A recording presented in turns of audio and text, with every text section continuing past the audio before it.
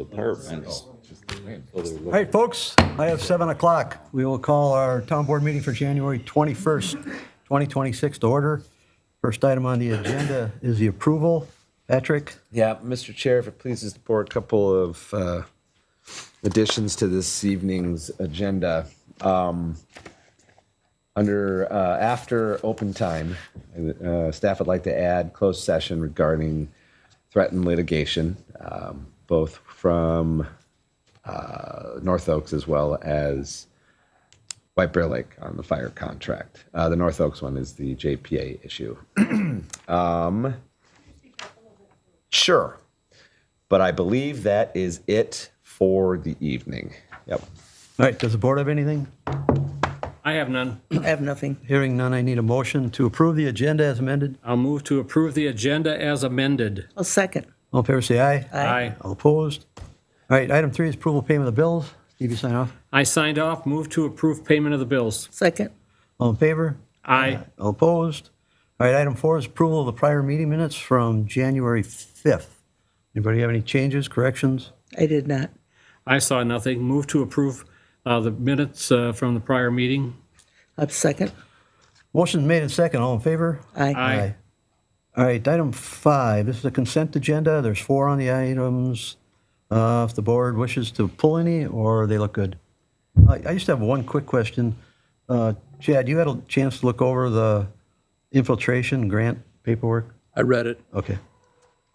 Nothing changed? Boilerplate. Boilerplate, exactly. It's boilerplate contract. Okay. You should expect from the Met Council. All right, so if there's no other questions or comments on the consent, I need a motion. Make a motion to approve the consent agenda. I'll second that. Motion's made and second. All in favor? Aye. All right, item 6 is old business. We have none, so we'll go right to item 7, our first public hearing. This is for Andrea Lane street improvements. I need a motion to waive the reading. I'll move to waive the reading that was properly published. I'll second. All in favor, say aye. Aye. All opposed? And then I need a motion to open it up, the public hearing. I'll move to open up the public hearing for Anderley Lane project. I'll second. All in favor? Aye. Aye. All right, Larry, you going to give us an overview on this? Yes, thank you, Mr. Chair and Town Board and residents. Thanks for coming out on a blustery night. We have 3 projects we want to discuss tonight. The Anderley Lane project, the Cottage Prospect and Lakeview project, and the Bloom Road project. Together, with the estimates that we prepared for these projects, they amount to $9 million. Our project plans we've consistently done projects in the $3.5 to $4 million per year.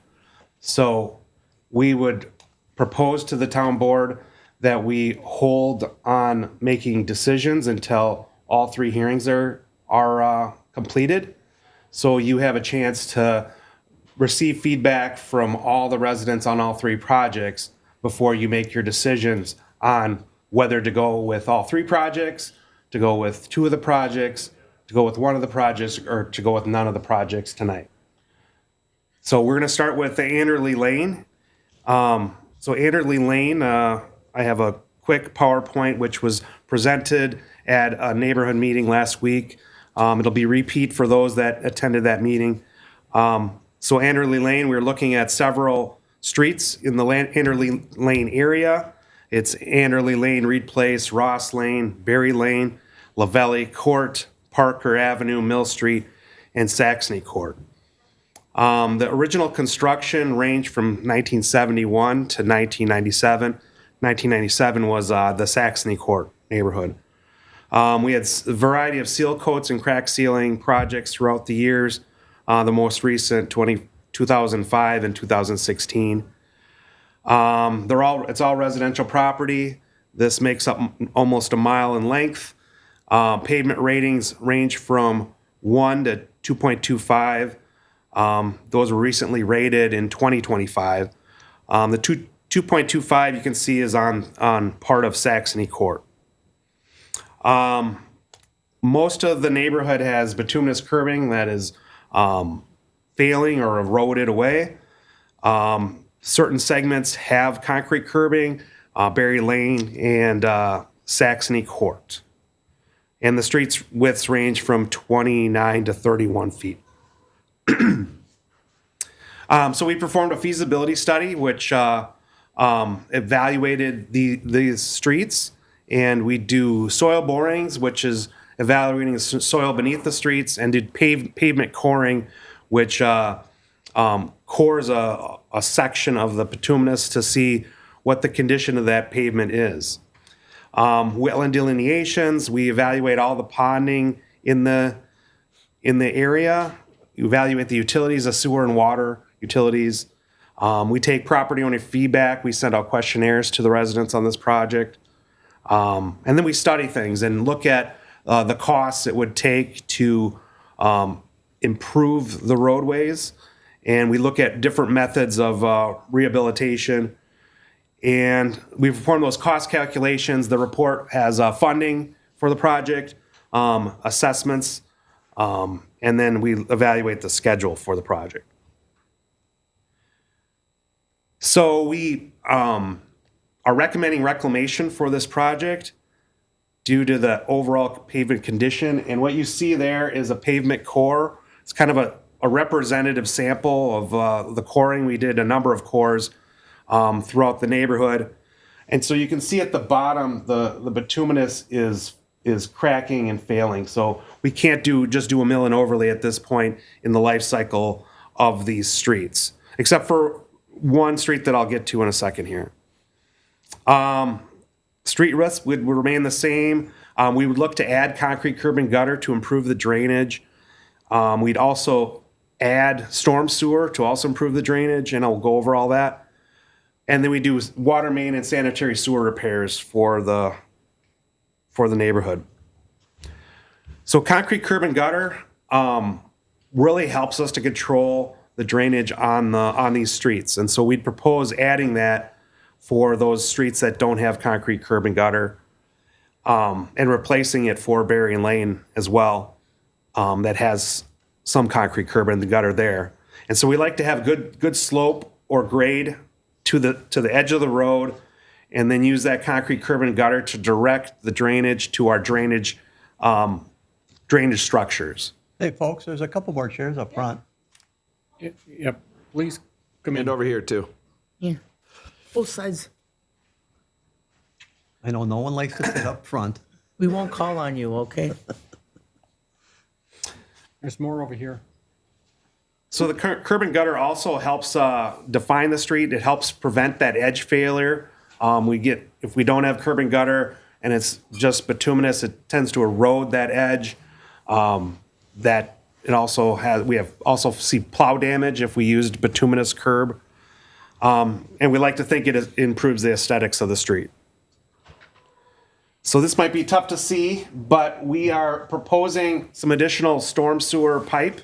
It's the new pipe is in green, and so we kind of evaluated the drainage of all these streets, and looking at Anderley on the right hand side, a bit of new storm sewer planned in that area to improve drainage, adding some additional structures at Reed Place and Ross Lane. And then also bringing up some drainage structures to the intersection of Mill Street and Parker Avenue. We've had 2 neighborhood meetings so far, one in November and the last one last week on January 13th. Some of the main things that I took out of the meeting and the comments we received were discussion of restoration limits. How far back would we impact things? And it's generally between 3 and 5 feet. There were a number of Saxony questions related to the Saxony Court area. Questions about Oak Ridge, the Oak Ridge Pond and improvements there. And we got some questions on street lighting. And then in the questionnaires, we had some drainage concerns, pedestrian safety on County Road H2, cul-de-sac size, some question the project need, street light additions again, park pedestrian safety, and stop sign additions. So those are some of the questions we received. We took a closer look at Saxony Court based on the feedback last week, and we went back and we spoke with our geotechnical firm and consultant to talk about the roadway condition. And you can see this is the pavement core for Saxony Avenue or Saxony Court. It's a little bit different than the one I showed previously, and really this street is somewhat on the verge of needing that reclamation project. But in looking at it further, the thought was that we could do a mill and overlay at this point in time versus doing a full reclamation project. The curb condition, we also took a second look at that, and it was in better shape, and we would just look at spot repairs for that. The stormwater drainage, not a lot is needed there on this section of street. And then there was a question about assessments for duplexes. This court has duplexes, so two homes that are connected. So looking at the assessment policy.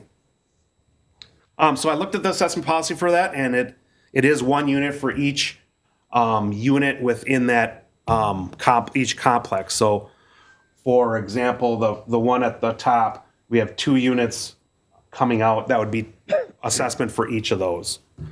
But we are recommending at this point changing what the feasibility report says and recommending a mill and overlay for Saxony Court versus reclamation. So,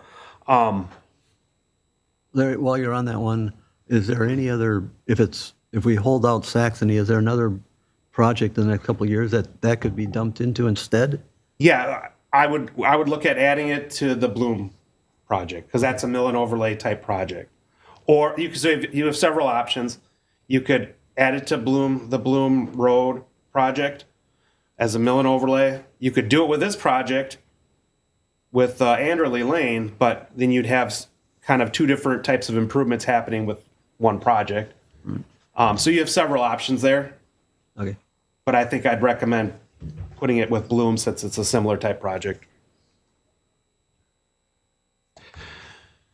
So since we don't get a chance to, we like to talk about if any of these projects move forward.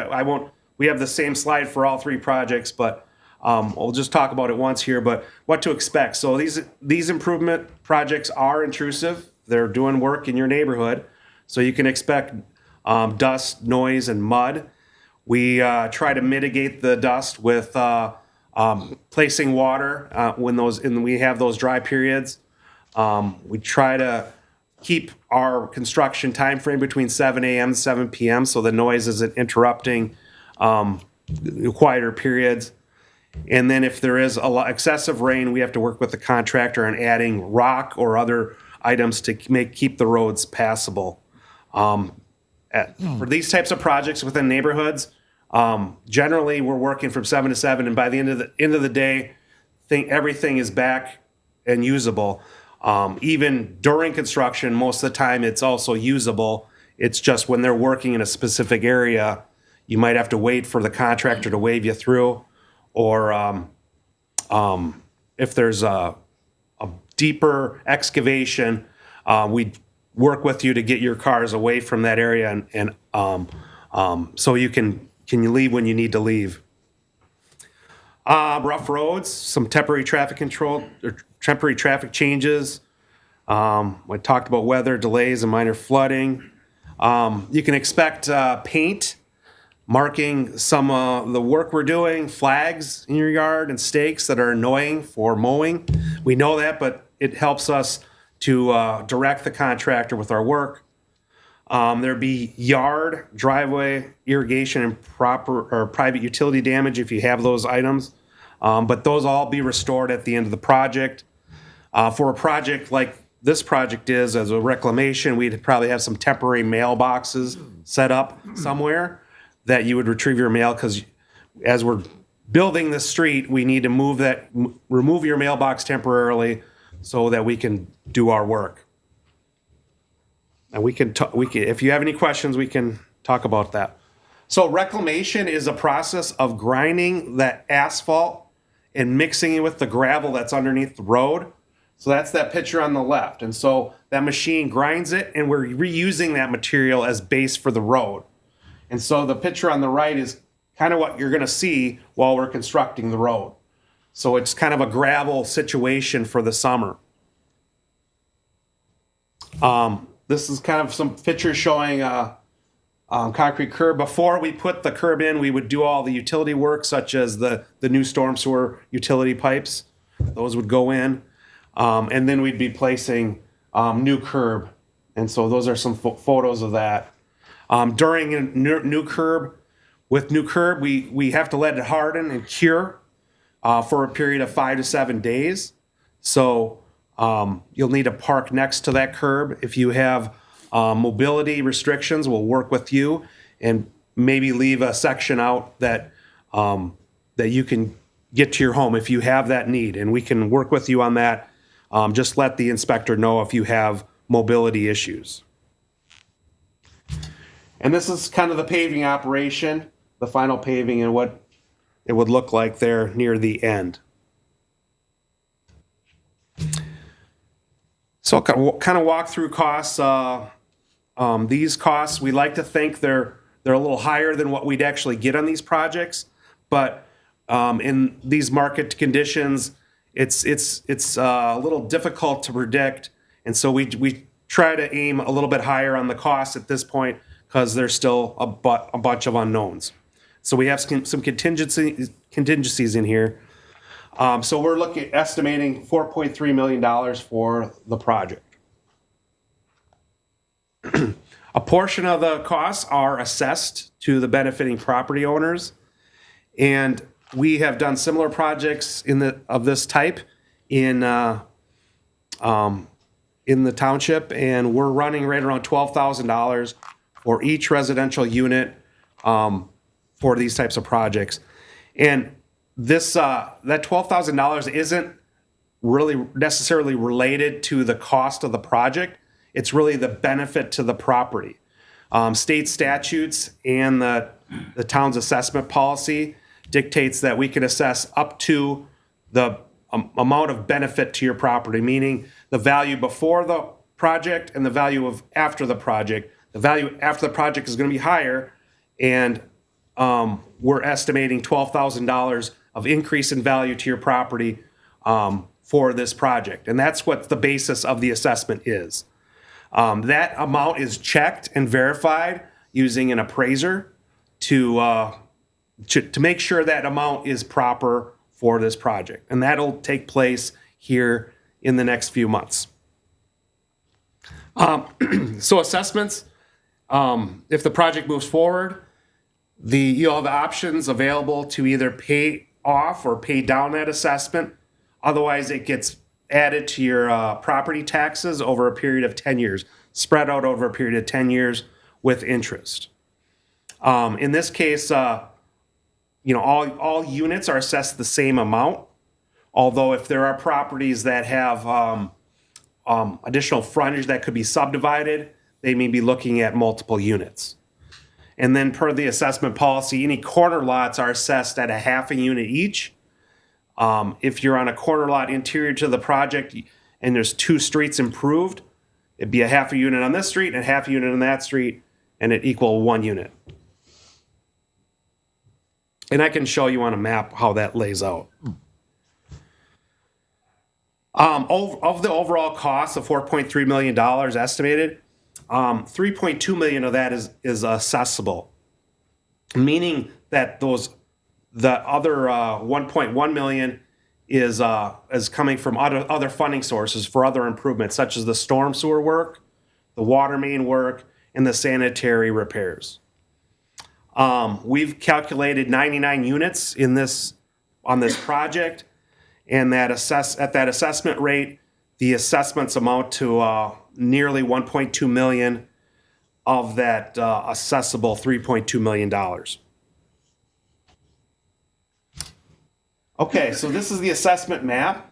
It's every property in this neighborhood that is proposed to be assessed. And I'll kind of walk through kind of that assessment policy. So all all the properties along Anderley are assessed 1 unit each, except for the properties up near H2. They're on a quarter lot on H2, so they're assessed a half a unit each. Kind of that same thing for the Berry Lane, Ross Place, and Reed Place. So all those are 1 unit, except for those units up on at the intersection of H2 that are half a unit each. Same thing for Parker Avenue and Mill Street, all 1 unit, except for those that abut, I forget that street on the northern end there. And then on Lavelle Court, all units except for those corner units are assessed 1 unit. The corner lot on the west side is subdividable, as we've determined, so that'd be 1.5 units. And then the other one on the other side is a half unit. This is Saxony Court, and every unit in there is 1 unit each for those duplexes. So project funding, as I mentioned, assessments amount to $1.2 million. Township funds are used for the remainder of those street costs, those assessable costs. The water fund, the water fund, sanitary fund, and storm fund fund the remainder of the project, and so that's what you pay in your utility bills for water, sewer, and storm sewer. And so that's where those funds come from to pay for those water improvements, sanitary improvements, and storm sewer. As I mentioned, Township budgets for approximately $4 million in street improvements each year. And with the other projects we're going to talk about in a bit, the town board has a decision to make on which project should move forward. Communications, the township website is kind of the clearinghouse for all our communications. So the feasibility report, if you're interested in reading that, is on this website. We hold these informational meetings, and I'll go over kind of the schedule for upcoming meetings. We use the questionnaires. If the project moves forward, or any of these projects move forward, we do a very large newsletter that talks about the schedule, talks about who the contractor is, has contact information, emergency contact information, and a lot of frequently asked questions that we get on these projects to inform you of what's happening. So I encourage you, if this project moves forward, to save that first newsletter, because there's a lot of contact information in there that is helpful for you. Otherwise, you can always go to the website and retrieve that. We use if a project moves forward, we do daily construction updates on the website, and you can subscribe to get email notifications of those updates, so you can know what's happening in any particular day. If you have individual concerns or access needs, mobility, grad party, we want to know all that, and you can have individual meetings or connections with the inspector to inform them of your needs, or talk about your yard or what the impact is going to be for your property. So here's the kind of upcoming schedule. The public hearings tonight, January 21st. You can see some of the other meetings we've already had. If the project moves forward, we would look at holding another meeting, a more open house type meeting, where you can come in and view the plans, see how we're projecting the property or the project would impact your property, how far back we would need to do to go to make your driveway work properly or your yard work. And so that's an important meeting for you to kind of see how things impact your property. We'd like to complete the plans in April, bring the project out to bid. It's competitively bid on the open market. And last year, I think we had 8 or 9 bidders for these types of projects. And then we select the lowest responsible bidder for the project itself. And then construction would occur, hopefully starting in June, wrapping up at the end of September is our hope. So tonight we're looking at these requested actions of the board and the public is to hold our public hearing, take public testimony, and then again, order the improvements and preparation of plans and specifications. We would like to maybe hold that decision until all 3 public hearings have occurred.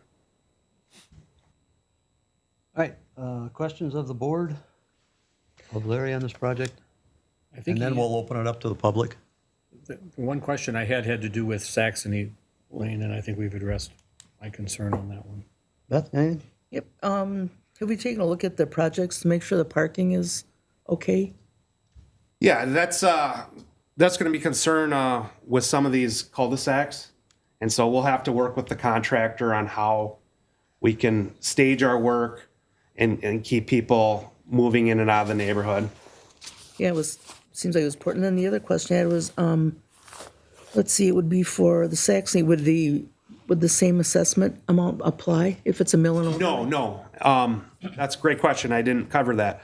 It would be a different type of improvement, less costly, and be similar to an assessment amount and costs related to the Bloom Road assessment.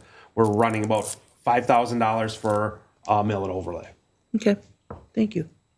And then if we pause on 1 or 2 or whatever these road projects, does that feasibility study will keep on hand? So if it gets pushed to next year, would it still be viable, or do we have to review it? Yeah, as I understand it, you have 1 year to award a project from once you order the project. So it would still be viable.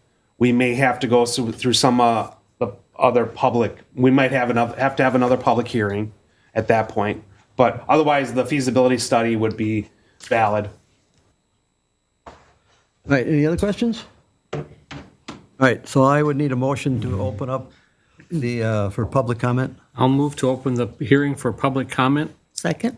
All in favor, say aye. Aye. Aye. All right, if you wish to speak to this particular road improvement, you need to come up to the podium and give your name and address for the record, and then hopefully we can answer any questions you have. I know we've had a number of neighborhood meetings, and a lot of the stuff has been covered a couple, 3 times.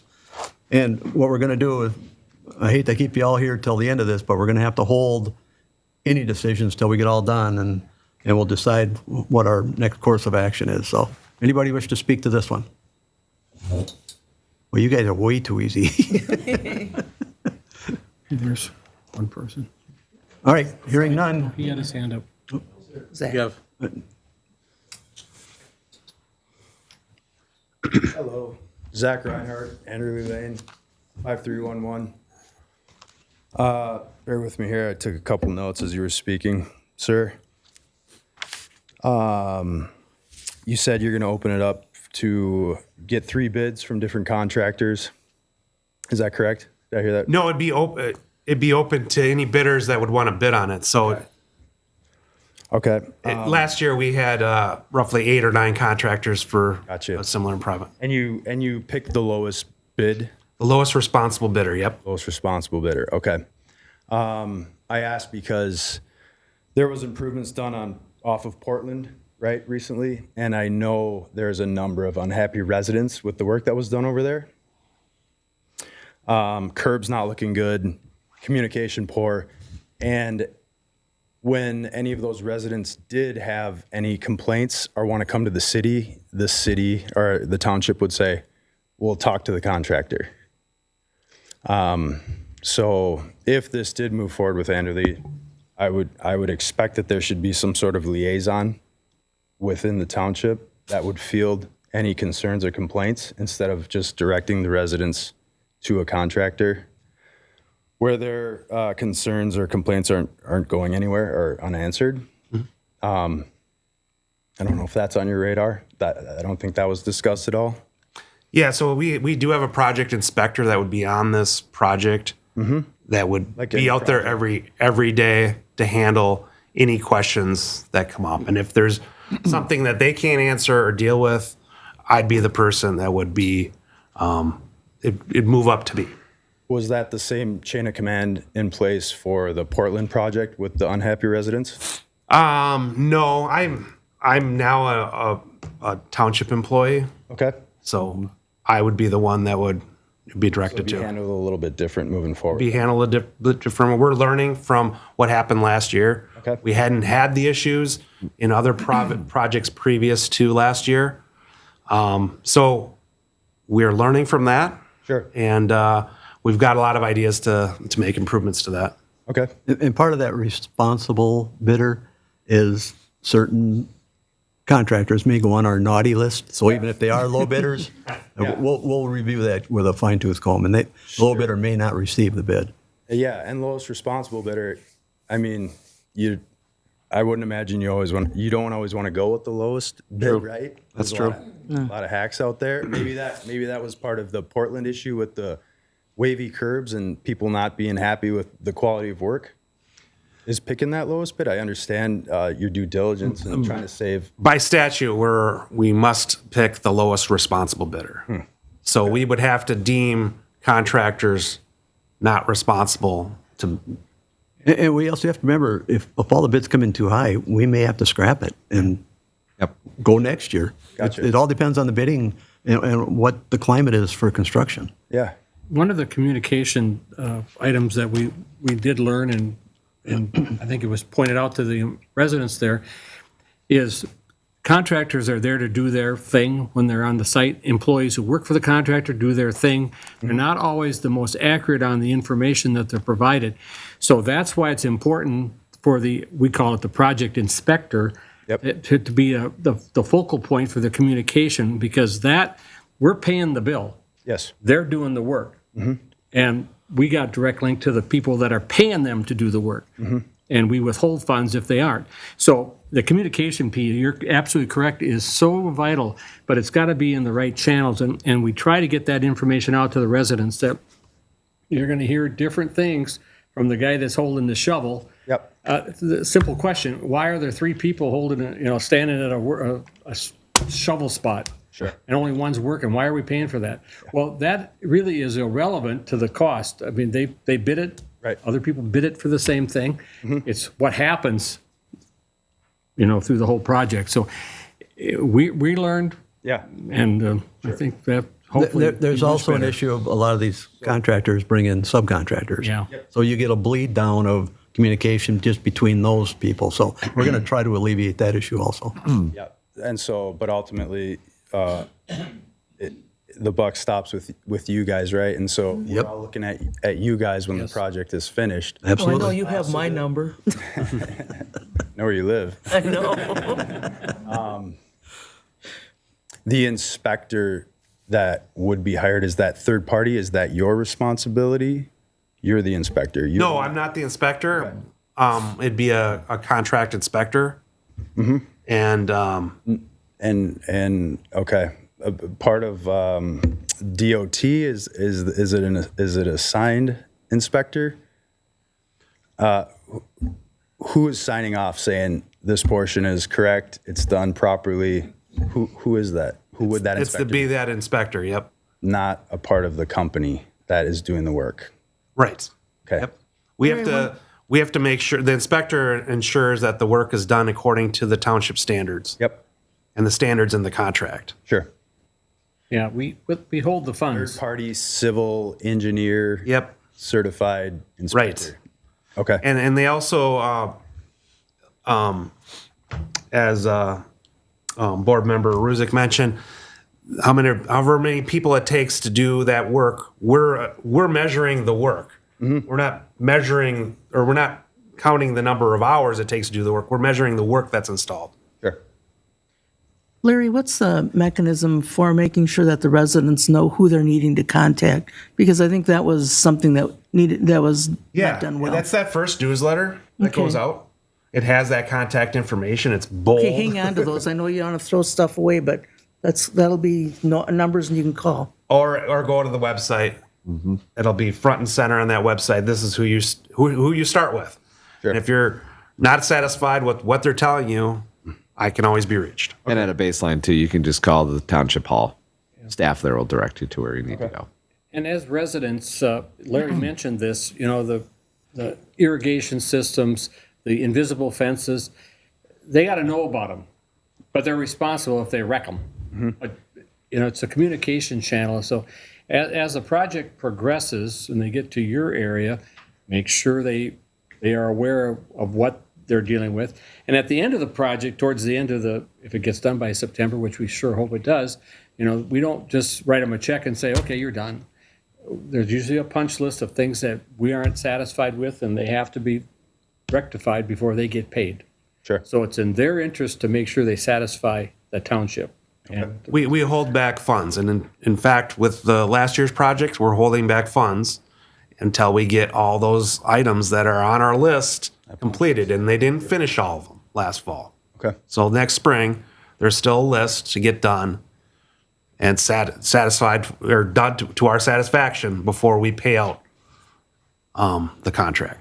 Good to know.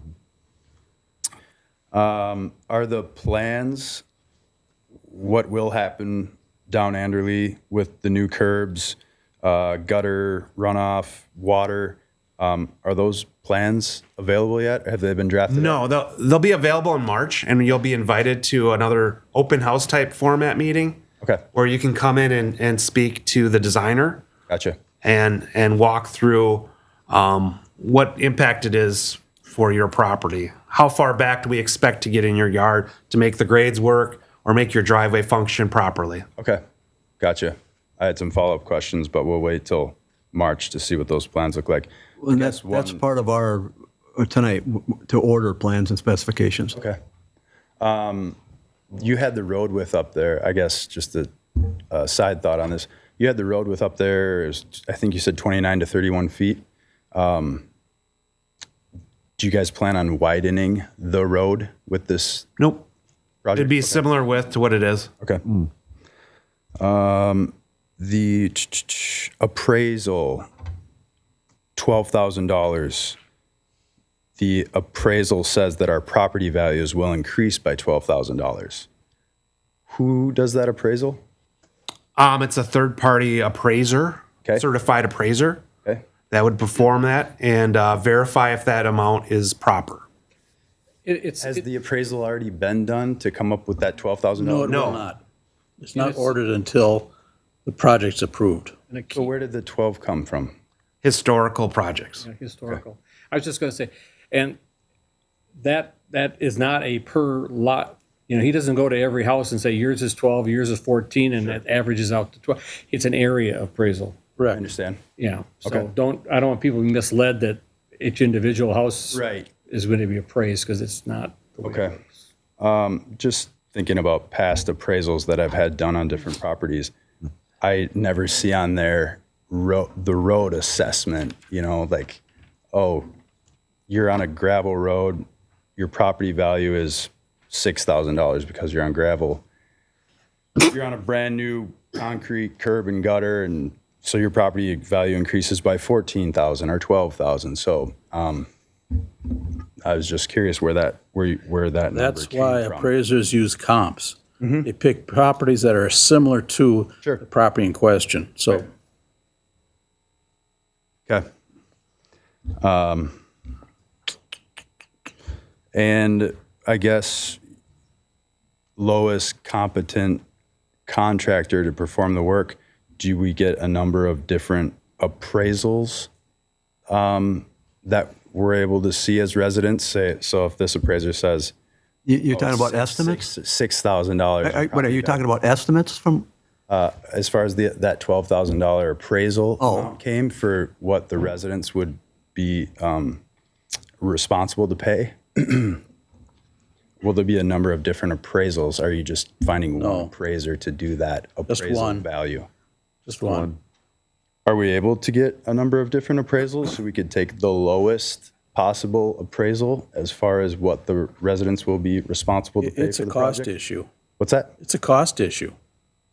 Appraisals aren't cheap. Sure, but $12,000 isn't cheap either. Well, but if you get 3 appraisals that the town has to pay for, that's going to be rolled back into what you might save on a cheaper appraisal. It's going to get pushed back up. So it's probably not going to do you any What good. that appraisal would cost? $5,000 each. About 5,000 has been pretty much what the average has been. Okay, so if we get 3 different appraisals and it comes down to $10,000 per resident, that's a whole lot of savings for the residents that are paying for the Yes, project. but you're presuming that the appraisals are going to be different. You're also, and also that requires that we review each appraisal to determine which one actually is accurate. Some due diligence. Yes. But keep in I mean, mind one I thing. would like to think that a number of different appraisals, so we don't just go with one, just like we get different bids for the project.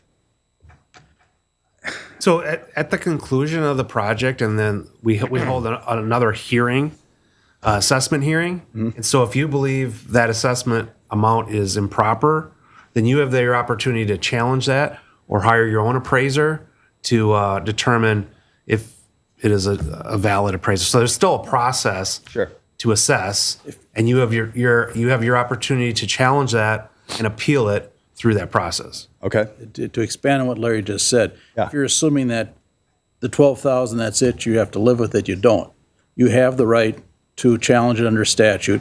And when there's the assessment hearing comes up, we will go through that procedure with you. We do that every time. Okay. We explain everything and assist people to an extent. We explain it, tell them what they have to do, go through the steps. Okay. So, yeah, that's an important point to keep in mind. What the amount determined by the township is not it. You have the right to challenge it if you wish to under statute. Okay. But that's each individual property. Sure. Okay.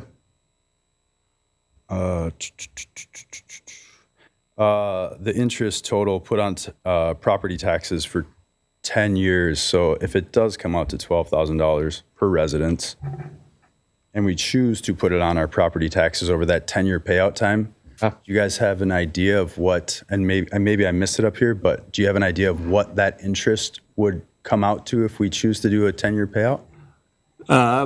Basically, the town's assessment policy calls, we'll have to issue bonds for this project. We don't have the cash sitting around to do it.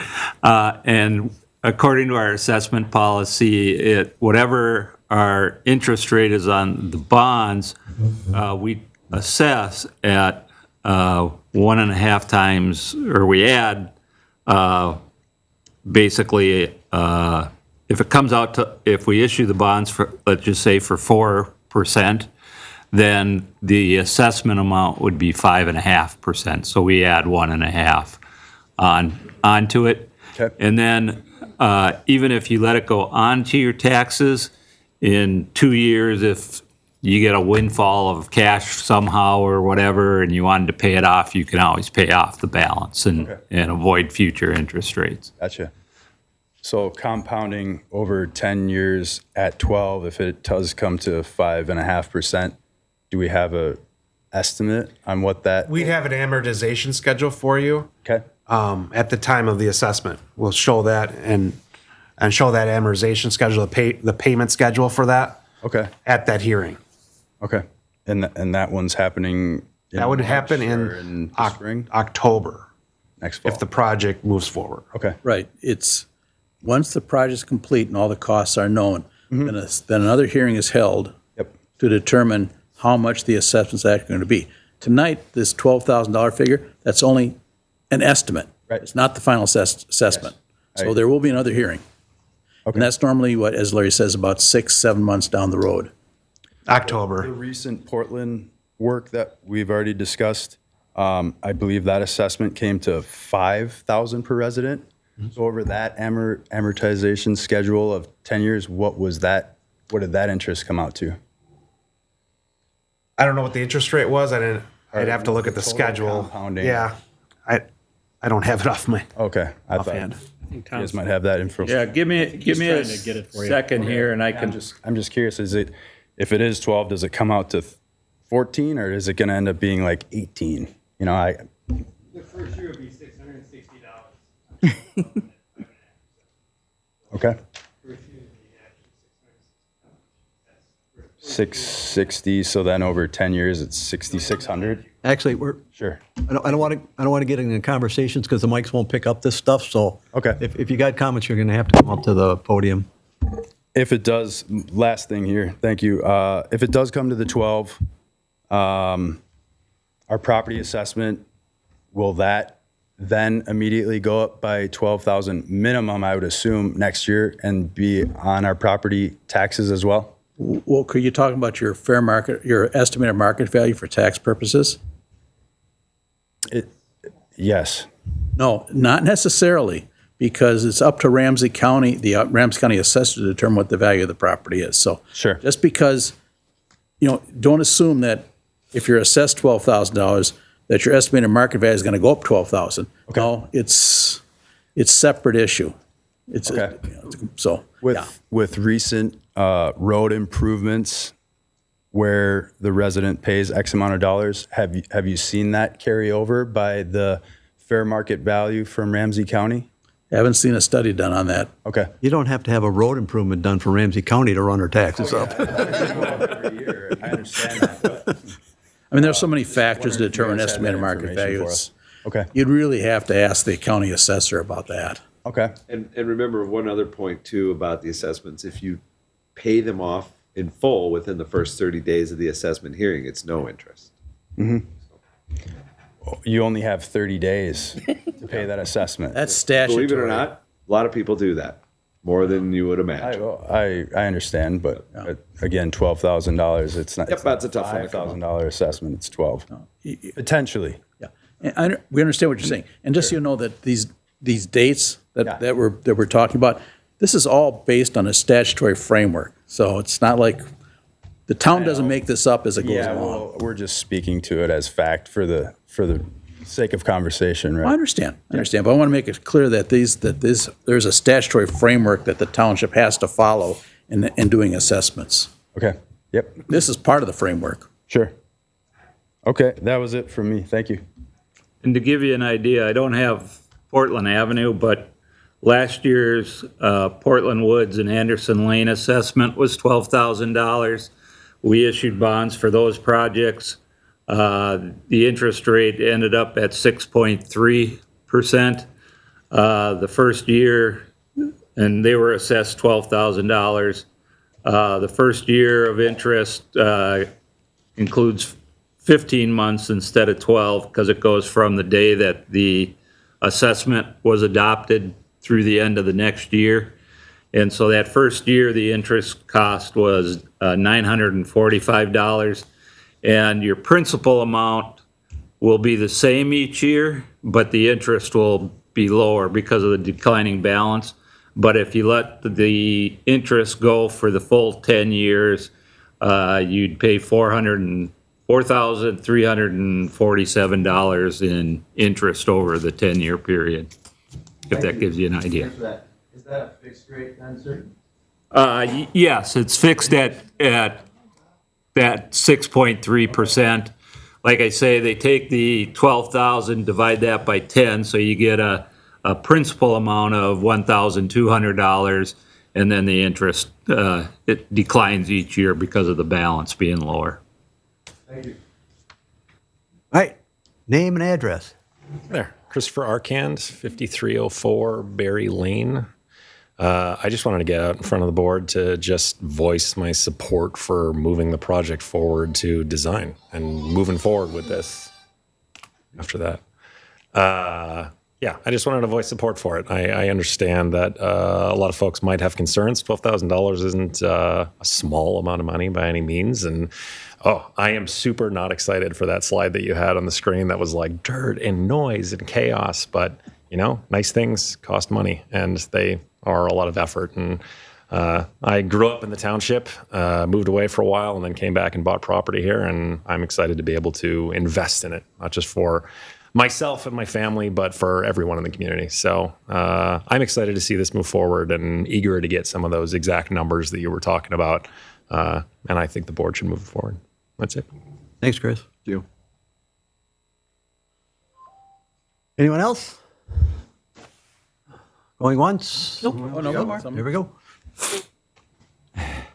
Hi, Shelley Kleberg, 5237 I'm sorry, what was it? Shelley Kleberg. Sorry? Shelley? Yeah. Okay. So I just have a couple questions specifically about the feasibility studies. I guess until last week, I didn't realize, maybe others did, but there are 3 separate proposed projects. And I'm just curious if that's each year, if that's how the town engineering, if they approach each New Year's, what are we going to do this year? What are we going to work on? Because I would imagine that we're always, we're either somewhere between the 1.0 and the 5.0 or whatever the good grade is. So my question is this, who's paying for these feasibility studies? How much were the feasibility studies? And even if one or a partial of these projects goes forward, because there's not enough for all three projects, we know that. Then I heard a little bit, but I couldn't quite make it out. If two of the projects don't go forward, are we doing feasibility studies all over again? Now, if they're a few $100s, which I don't think they are, I'm just curious more about those and how those are ordered, knowing that the costs are triple, to do all three projects than what the budget allows. If that was overreaching, like too many things to get assessed, knowing that we possibly wouldn't have funding to do all these projects. Yeah, I can answer that. We have a 7-year plan that we prepared, I think it was 2020 or early 2021, that identified the needs for the next 7 years. And so the project Anderley Lane and the Bloom were in the plan as one project. And we decided to study them separately just for a variety of reasons. And then the Bloom Road project was not in our plan. And we re-rated our streets in 2025, and Public Works identified the degradation of those streets at a faster clip than we were expecting. And as a different type of project, looking to do a mill and overlay to keep that original investment in place, that project was added to the plan. Added to the study and studied this year just because of the degradation we were seeing in those streets. So the feasibility studies are ordered ahead of time, and then it's mixed into the cost for the project itself. The indirect costs for studying the project, designing the project, engineering, inspection, surveying, wetland delineation, soil borings, pavement coring, bonding. All those costs are those indirect costs that are part of the project. Okay.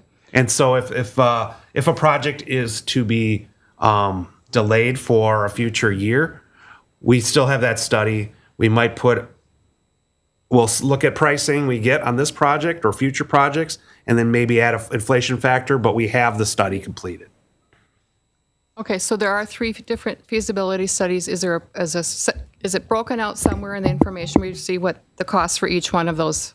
Yeah, we were only gone over Anderley Lane right now. And so after this public hearing for Anderley Lane, I'll walk through the other 2 projects. Did we actually see that for this one? Feasibility study. Feasibility? How much that cost? How much the feasibility How cost? much to each of the feasibility studies, I guess? I don't quite remember what they were, but they vary a little bit depending on the improvement type. Okay. But it's between 30 and 50,000 For all 3 of these? Combined, for or each. Per? Per. Okay. So if 2 of them don't go forward, they're good to hold and for, I heard a year maybe, but I couldn't quite hear where there was an offside. Well, we'll have to talk to the board about which future year that is, but if it's 2 years, I mean, we're not going to wait forever to do whatever street gets delayed. Yeah, okay. Thank you. All right. One more.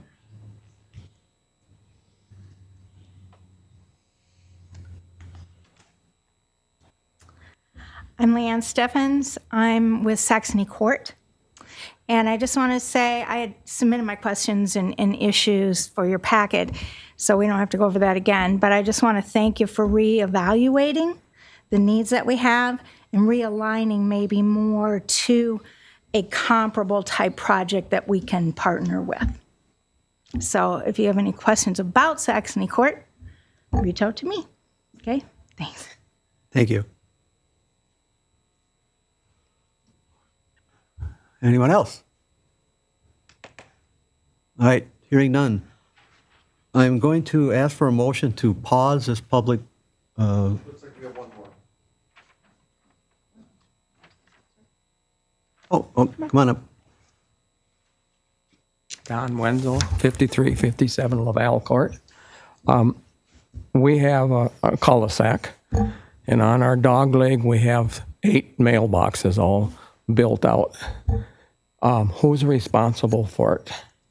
For getting it out of the way? And I don't know what you're going to do with the different, do you bring in different mailboxes for us, or? Yeah, so typically with mailboxes, and you might have a different situation. Sounds like you have one set of mailboxes for the whole block. Yep. They're all from the circle. Okay. We have a bid item for removal of that mailbox and salvaging it and setting it aside so that it can be reinstalled at the conclusion of the I project. don't have to mess with it. You don't have to mess with it, no. Okay. And then we would look at some temporary mailboxes, and we'd have to find the right spot to put them. That don't make no difference. So, wherever they go, we'll find them. Yeah. Thank you. And it'll be communicated where those are in that newsletter. All right, is that it? All right. Hearing none. I don't know, Chad, is it the correct procedure, just a motion pause on this public hearing? Well, you would close the public portion of the hearing, and then, yes, pause the actual final vote on it. Okay. And Larry can carry on with project 2. Yes. Right. So we're clear. All the board's doing right now is simply closing the public hearing on Anderley. But it'll reserve, it's pausing its and reserving its right to vote on it till all of them are heard. Okay? All right, so I need a motion to close the public portion. I'll move to close the public portion of the hearing for the Anderley Lane project. I'll second. All in favor, say aye. Aye. All opposed? And then just a motion to pause this? Pause. This is, That'll work. it works. I'll make that motion to pause the Anderley Lane hearing until we're done with the other two. I'll second. All right, all in favor, say aye. Aye. Aye. All opposed? And then we're going to move on to Cottage Avenue. Again, I have to ask for a motion to waive the reading. I'll move to waive the reading that was properly published. I'll second. All in favor, say aye. Aye. Aye. All opposed? And then I need a motion to open up the public hearing. I'll move to open up the public hearing for the Cottage Avenue, Prospect Avenue, and Lakeview Avenue 2025-3 Street Improvement Project. I'll second. Motion made and second. All in favor? Aye. All right, Larry. Thank you, Mr. Chair. This presentation will go swifter because there's a lot of same slides. I won't repeat them. But we have a separate project here. As I mentioned, this was separated from the Anderley project. Cottage Avenue, Prospect Avenue, and Lakeview Avenue. They were constructed in 1977. The last seal coat was 2005. Overlay in 1998 for a portion of the project area. It's all residential property again, 0.7 miles in length, pavement rating of 1. Again, bituminous curb is failing or eroded. As you can kind of see the photograph of the 3 streets, they're all similar in length. What does the pavement rating mean? Oh, okay. The pavement rate, the town rates all the town's streets on a scale of 0 to 5. And so 5 meaning it's a brand new street, and 1 meaning it's degraded down to 1. And so when we're looking at improvements, if you're below between a 2.2 and a 3.2, we look at mill and overlay type improvements to preserve and lengthen the life of the street. If you're below that 2.2, you're looking at more of a reconstruction or a reclamation type project. It's just beyond that point of investing in the pavement because the pavement is degraded below the surface. Again, studied this very similarly to Anderley Lane, and we're recommending the same type of improvement, the reclamation for the area.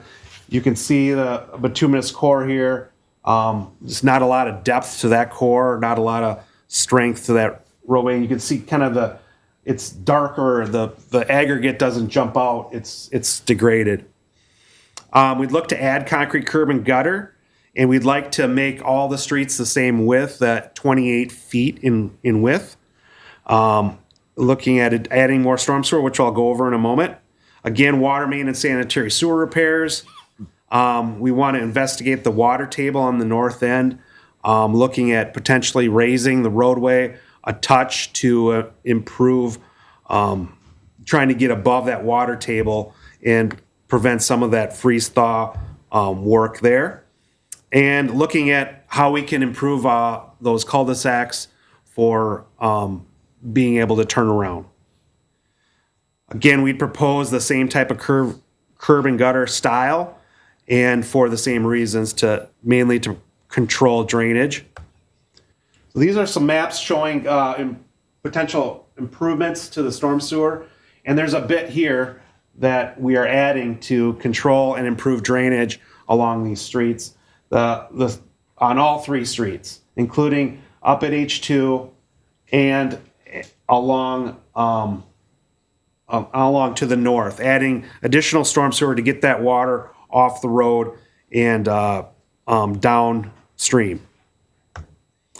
Again, we had a neighborhood meeting on the November 13th and January 13th. Some of the things we heard at our latest neighborhood meeting was questions about rain gardens, if they could be added. And the answer is yes. We've had rain gardens added on projects in the past. It's coordinated with the watershed district and funded partially by the watershed district for that. There was questions about coordination with other projects. With our H2 project for the trail, how would that be coordinated? We're looking at a lot of investment here in this neighborhood with the trail project and the streets projects, and so there'd be a lot of coordination and between the contractors.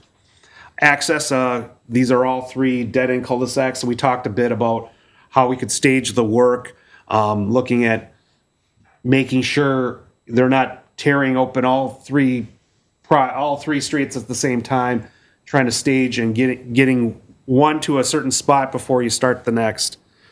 And there's a question of interest rates, which we kind of talked about already tonight. Some of the other questionnaire comments were drainage issues, the dead ends, and County Road H2, pedestrian safety on County Road H2, the cul-de-sac turning movement. Some question the project need, pond drainage issues, speeding, and pavement heaving. I think we went through that pretty good on what to expect. Again, it'd be a similar type of project that we just talked about. So getting into costs, these three streets, estimating things, we're looking at $3.6 million. Again, we have some of the same contingencies built into this estimate, so we like to think we're estimating high at this point. Again, the same assessment policy, same amount proposed, the $12,000 for each residential unit. Kind of the same process. So if there's more questions about that, we can answer that.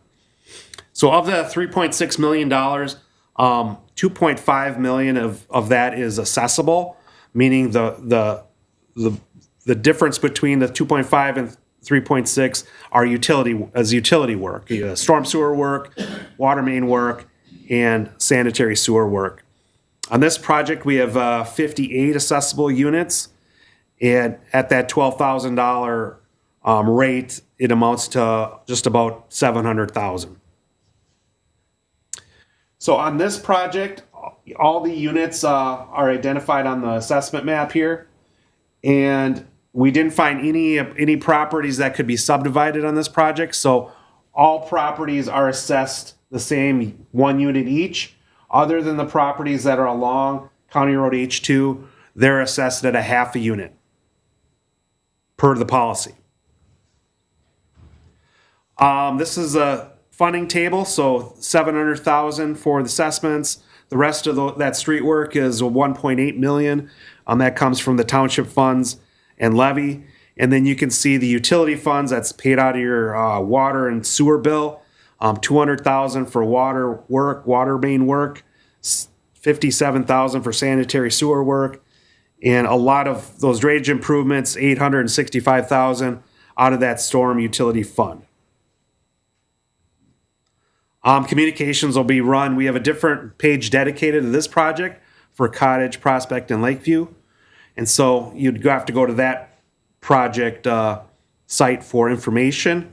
But again, we'd have the same information and individual meetings that we could hold with people if the project moves forward.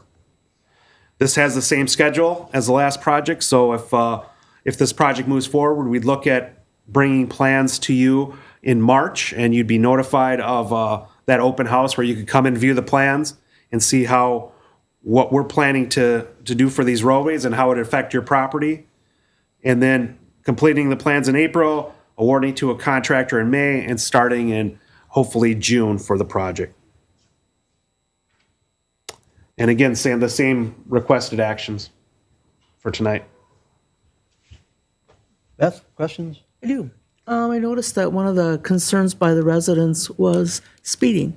And I know the last projects that we just completed, well, pretty much completed, one of the residents made a request that they could have their street narrower because it does slow it down, and they only had residents living on that street. Is that something, if the neighborhood was interested, would we be able to offer that to them? Yeah, and I'll have to look at the individual comment, but it might have been speeding on H2, not necessarily on Cottage, Prospect, for Lakeview. But if they wanted a narrower street, I mean, when it's only residents, that was the reason why they asked before. I mean, just so they know they might have an option if that's what they like. Yeah, I mean, 28 feet, and I don't have a slide for it. I have a picture of what that looks like, and if we have a 28-foot wide street and you have parking, if people parked on both sides, you could still get a fire truck through there. And so we like to stick with 28 feet as our minimum when we can. But yes, if there's, we could go to a narrower street. I think we did that on a project last year. If there was a request to do that, we could. But it's, our practice is to try to keep 28 feet when we can. Yeah. And we have the available right of way to do that. I just noticed it was a speeding issue. Sorry. You said all three were different, though, right? All three. Yeah, they varied from 25 to 28. Okay. Sorry, anything else? Nope, I'm good. Steve? Nope, I have no questions. I think I don't have anything else either. All right, I need a motion to open up for public comment. I'll move to open the hearing for public comment. I'll second. Motion's made and second. All in favor? Aye. All right. Again, if you want to comment on this project, you need to come to the podium. Need a name and an address for the record. Everybody's shy. Come on, Mr. Sabitska. I'm Dennis Silbitska, 5479 Lakeview. Can you back up that slide? Yes. You were showing the green lines. Keep going. There. What are the green lines going off to the east?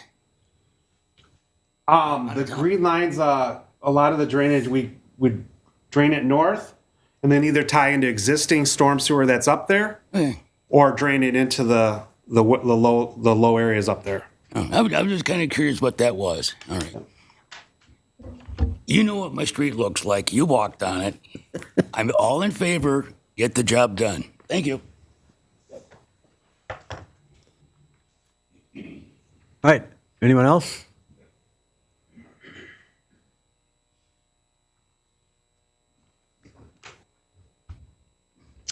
It's Arthur Walker, 5421 Prospect Avenue.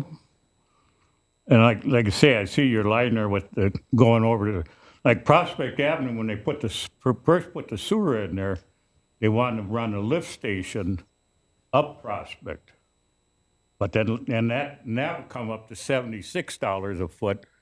And when they rebid it again, with Dick Sands was around, rebid it, and we got it for 33, I think, dollars a foot by going down that way and across. But the thing is, that whole road was put in to flow to the north, and nothing's right on it. It was never done right. Nothing flows north. And of course, we have that, what we call, Jerry Nalpinski used to call it the Prospect Lake out there, because every time it rains, there's a big lake out there. It freezes in the wintertime, and, you know, kids are in it. And I don't know how many times they tried repairing that. It never gets repaired. You know, they've been out there twice since they redid all this stuff. And then I was wondering about these are called soft curbs, where you can actually drive over these? There's not a straight up curb? Right, that's correct. They're called surmountable curbs, so you can drive up over them. Okay. And do you know what, I don't know what width our street is on Prospect. Do you happen to know that? It varies between 25 and 28 on the different streets. I'm not sure what your street exactly is, I but mean, I've walked all three of them, but I don't know the difference in them. I can't tell it, but I mean, I wouldn't want to go any narrower than that. And you know, that's tough the way it is. So what are they going to do with Prospect Street now when they're talking about sewer and everything? Are they going to regrade the whole road so it flows to the north then?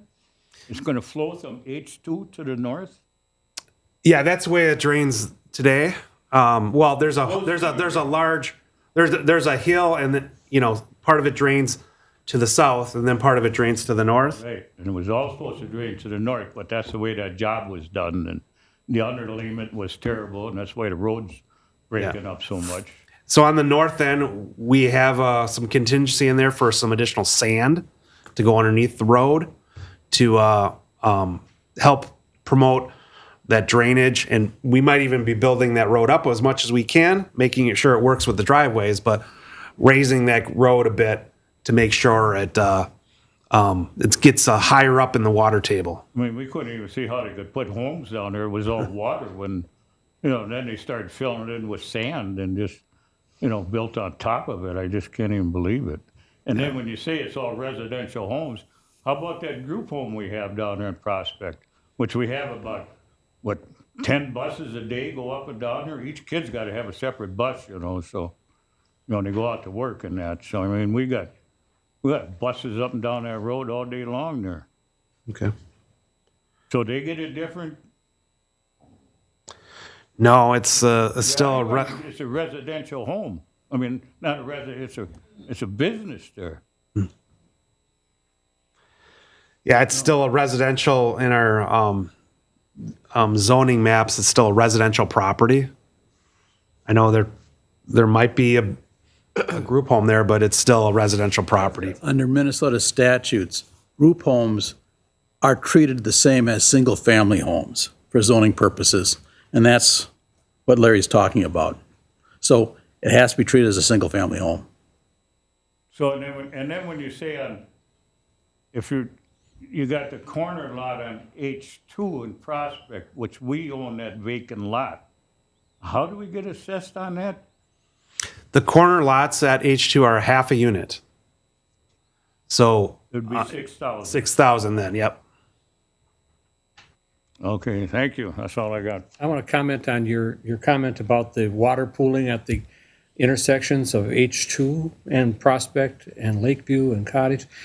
You know, that's the beauty of if there is a beauty of the H2 project that's going along with this is that my goal is to get that all addressed, because it was not addressed, and you are 100% correct. It was not addressed when the county redid H2, because they did it as a preservation project, which put very little money into there, then really fixed what the issue was. And so the H2 project is now 50% being funded by the county plus the township for that trail project. And I think the plans I've seen, they're going to address the pooling of the water to the south side of H2 and away from there, because you're right, it's a lake, and it has been a lake for years. And like you say, they come back the second time. to They try did, to and it didn't remedy work. that, where they put the pipes down and trying to connect to the pipes that were under there, but supposedly they're supposed to be all collapsed anyways. Yeah. You know, no good. I mean, it was a total waste of time of everything they did up there. I think the township is well aware that that was not in our best interest project, so. Mr. Ruzek is the arch enemy of Ramsey County right now. If you can't tell, that's why, because I've talked to Jerry, I don't know how many times before he died, and he was assured by the prior boards that it was going to be addressed, even though it was a county project, because the board was assured by the county that they would address it, and they did not. And I went as far as to the county commissioners, who now aren't there anymore, saying, you gotta fix this mess. I know it used to call Bill Memple all the time. 'Cause I used to take Jerry out for a while. We took, my wife and I took care of him. Yes. He would call Bill Memple all the time. As long as I'm sitting on this board, it's on my list. Believe me. All right, They thanks, don't Arthur. like me. Thank you. All right, anyone else?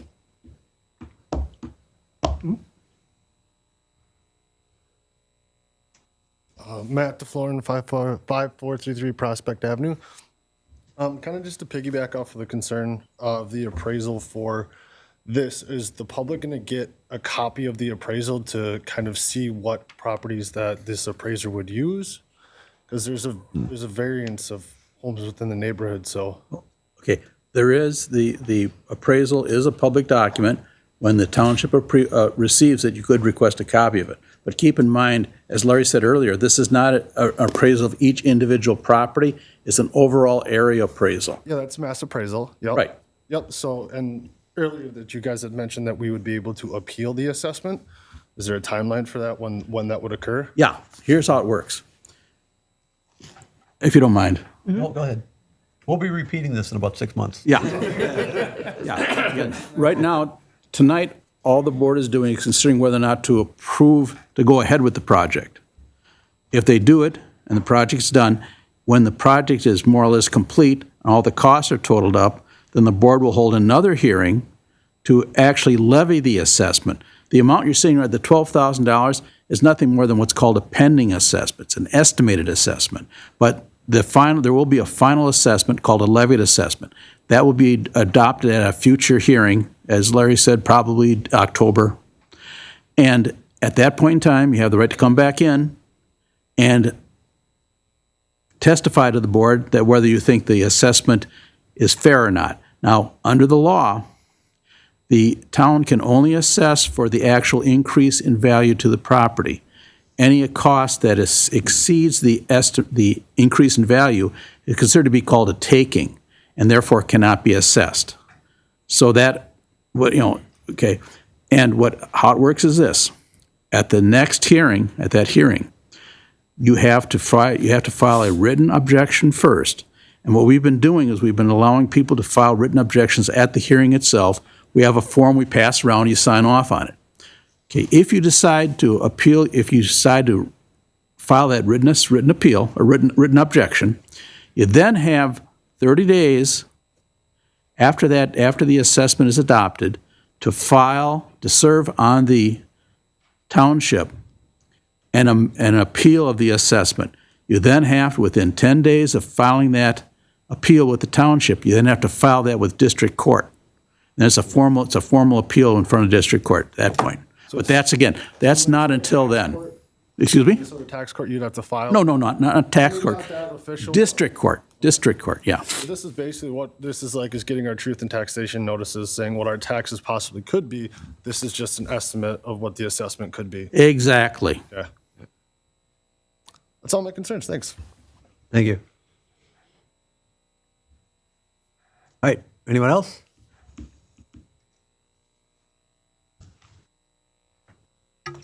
Evening. I'm Jesse, 5483 Lakeview. I just had a couple concerns. One of them is about the end of the street, which I do live on. A little bit concerned about the road height at the end of the street. You're talking about raising it. The end of our street is a wetland. I'm not sure what the piping is going to do, if you're going to run it right through the wetland, how you're going to drain some of our water from a wetland to a, was the road not done right the first time with the base or the concrete? I mean, the water heaving or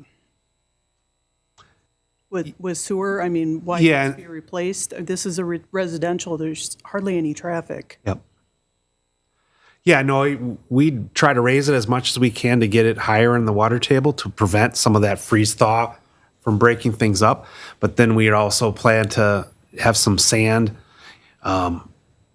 placed underneath that and look at other mechanisms for trying to get that road built solidly. We won't be able to raise it feet. We're talking about raising it maybe 6 inches or 8 inches. Concerned that any raising that you do is going to just dump off the water drainage problems from the street into our yards, because we are the end of the street. Yeah, and we'd look at that to make sure that isn't happening, that it's draining to the other side, the wetland side.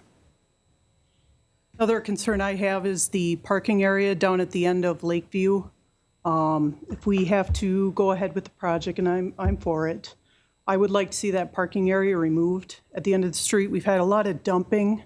We've had drugs sold down there. There's been police called into that area multiple times. I understand people walk down there for the parks, and I'm for that, but when we have to go through in the spring and clean up all the garbage that's left behind, it's a little bit annoying. And I don't know why we need such a big turnaround for that. That one street is the only one that's got that huge turnaround. It's just causing problems for the rest of the year. Larry, do you look at that for turnaround for obviously garbage truck, delivery trucks? So there's obviously a minimum that they need so they're not backing in the driveways? Right. What type of problems are you seeing with the Well, it's the turnaround? only street out of the three that has an expanded area that's a turnaround, and that turnaround is causing parking. In the winter, people use it for walking, but in the summer, there's dumping. We've seen piles of food left out there. There's been people called for drugs down at the end. I'm just concerned that, if we're all being assessed for this, that why are we paying for, a big turnaround that we don't need? It's a residential area. Yeah. Larry, will that be addressed in the plans and specifications? Yeah. If you can come back in March and we will evaluate what our needs are for making turning movements for vehicles and what we propose for a turnaround there. Okay. And you said that there is utility damage that might occur? Or in the previous slide when you said that, things that could happen for the project, are you talking about water lines or power lines, or are you just talking about like electric fence stuff? More about irrigation if you have a sprinkler system. Okay. Or if you have a dog fence, those types of shallow private utility lines, or if you have like a yard light that has a wire that goes near the street, those types of things. Otherwise, those other utilities like fiber optic and gas are deeper. And you have a plan for mitigating any possible damage for that, right? Right, that's included. They have to repair it. I'm just preparing you for the possibility that an irrigation, your sprinkler system might get damaged. And we like people to flag their heads Understood. before the project so we know where they're at. And some contractors are better than others that making sure that they try to preserve them. Just some people are more careful than others. Just out of curiosity, with all the digging that's going to be going on with the project, is there any plans to bury the power lines? There's a lot of county land at the end of Lakeview, and down trees cause a lot of, power issues sometimes. I think at the first neighborhood meeting, someone brought that up. That's more of sometimes these private power line companies take the opportunity while we're doing a project to bury things, but that's really their decision. And it's if that's something you want, I would encourage you to talk to your power company, let them know that the project is occurring. We'll be talking with them too as a part of the project, but if you really want that buried, that's something you'd work with them on. Thanks for your time. Thanks, Jesse. All right, anyone else? Okay, hearing none. I need a motion to close the public portion of the hearing. I'll move to close the public portion of the hearing. Second. All in favor, say aye. Aye. Then I need a motion to pause this hearing. I'll make a motion to pause the hearing of this portion of the meeting tonight for Cottage Avenue. I'll second. All in favor, say aye. Aye. All opposed? All right, then the last one we have is the Bloom Edition area. Again, I need a motion to waive the reading. I'll move to make a motion to waive the reading that was properly published. A second. All in favor, say aye. Aye. All opposed? And then I need a motion to open up the public hearing. I'll move to open up the public hearing for the Bloom Edition Area 2025-4 Street Improvement Project. Second. All in favor, say aye. Aye. All right, you're the man, Larry. All right, thank you, Mr. Chair and Town Board. So the last project for this evening is a different type of project, more of a mill and overlay type project for Bloom Road, Morgan Trail, Border Pine Court, and Bartilla Court. These were originally constructed in 2005 and 2004. We had some seal coats in 2009, 2014, and 2019. Larry. Mike. Oh, I'm sorry. Again, residential property, half a mile in length. Pavement ratings in this case are 3 to 3.2, so just crept under that 3.2. And looking at some of that degradation, looking to try to get this project done to try to preserve the bituminous below that top lift. It has concrete curb and gutter. The street widths varied from 28 to 30 feet. Again, we followed the same process for a feasibility study, completing soil borings and pavement coring and studying it in a similar way. You can see the pictures here. You look at that street and you go, why are we even here? That street looks in really good shape. And I'll show you why in just a moment here. This is a different type of improvement than what we just talked about. This is more of a mill and overlay to cap and preserve the pavement, to seal any cracking and prevent any further damage beneath that below the surface of the road. So I included our pavement degradation curve. So I want to kind of quickly describe this. So we rate our streets on a 0 to 5 scale. And so if you look at the curve to the left, if you did nothing to your street, you built the street and you did nothing, it would degrade on a curve over time. And it would go down to a 0. What we're trying to accomplish here with this project is kind of intercept any damage or degradation of the curve by following, instead of the red line, follows that same curve to the left on the graphic to the right. If you do nothing to the street, it follows that red curve. If you perhaps get to 30 years, then you have to do a expensive improvement to bring it up to brand new, and you'd follow that red curve again.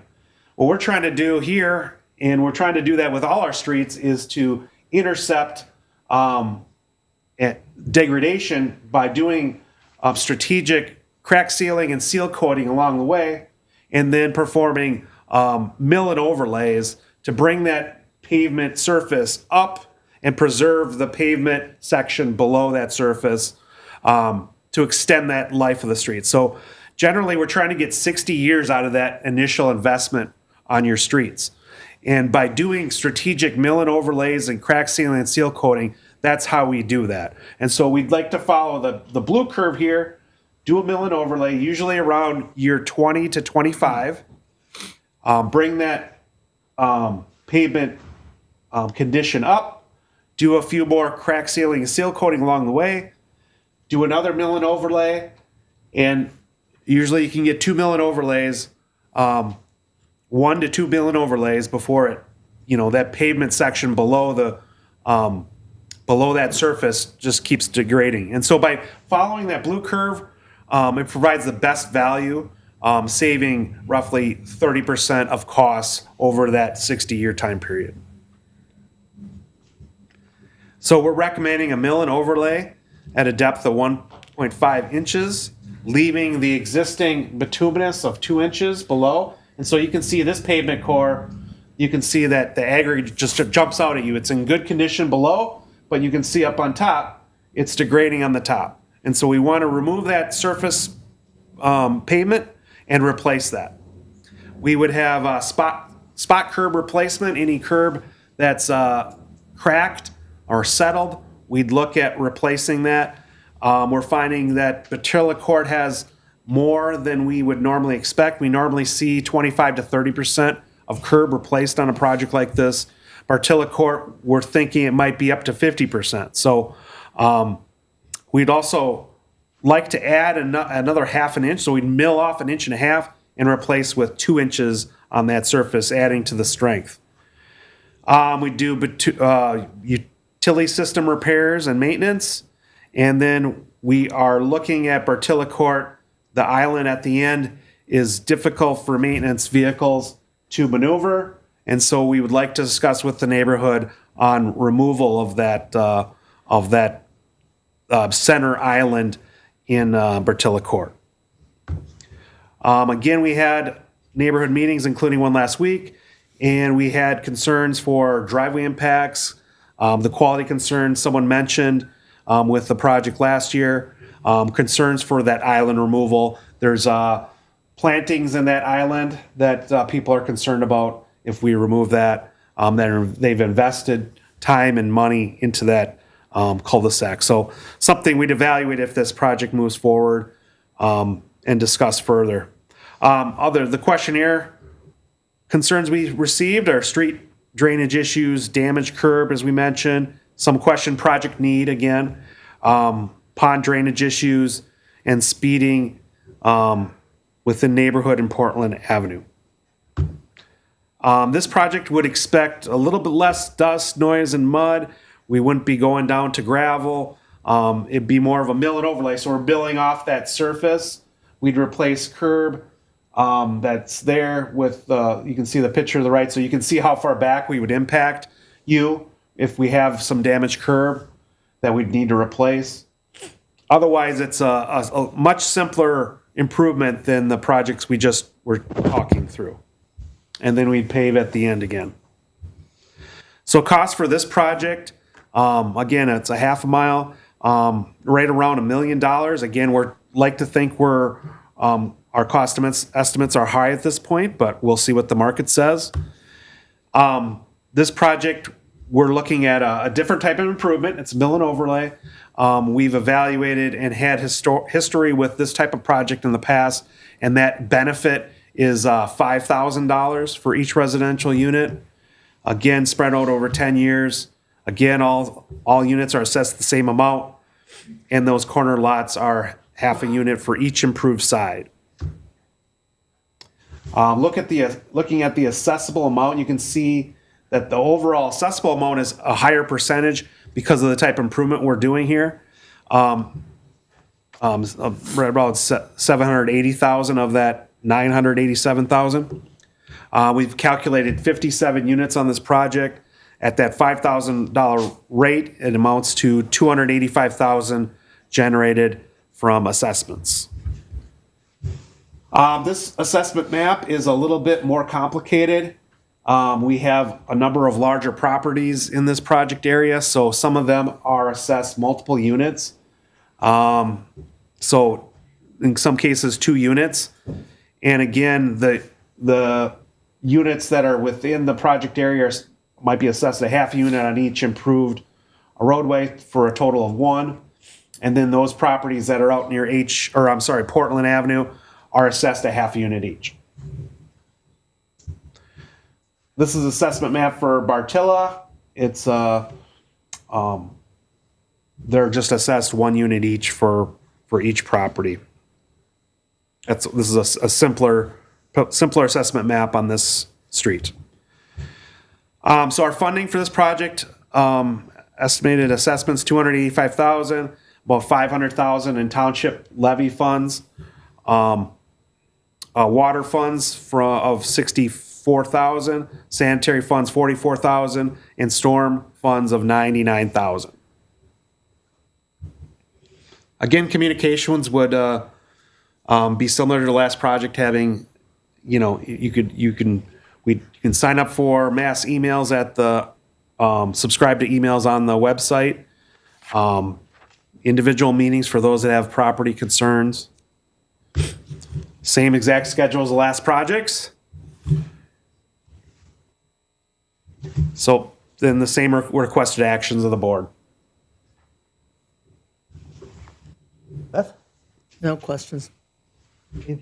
The cul-de-sac, is that part of this project simply more because the town employees say it's an issue? I mean, I've heard it several years ago that it's tight to maneuver snowplows through there. Right.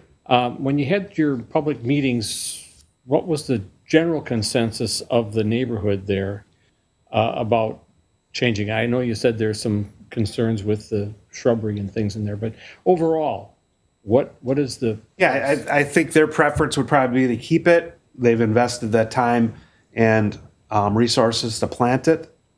But really, there was the public works concerns for plowing and being able to maneuver their equipment in that cul-de-sac, tight cul-de-sac. There are other islands on other streets, including Bartilla at the entrance, that are fine for maneuvering the plowing. But at the end of the cul-de-sac, it's difficult. So is there any room to widen the cul-de-sac as it exists currently? We can go back to that slide. It would be difficult. We can look at that as an option. We don't have much right-of-way? We can look at that. I mean, you'd be impeding in those driveways, and Just asking. yeah, it would be difficult, but we could look at that. Well, the only other option is to shrink the island. Or shrink the island, yeah. Then it gets to be, is it cost effective to even do that? Depends on how attached to their shrubbery they are. That, all you got? That's it. I'm just questioning.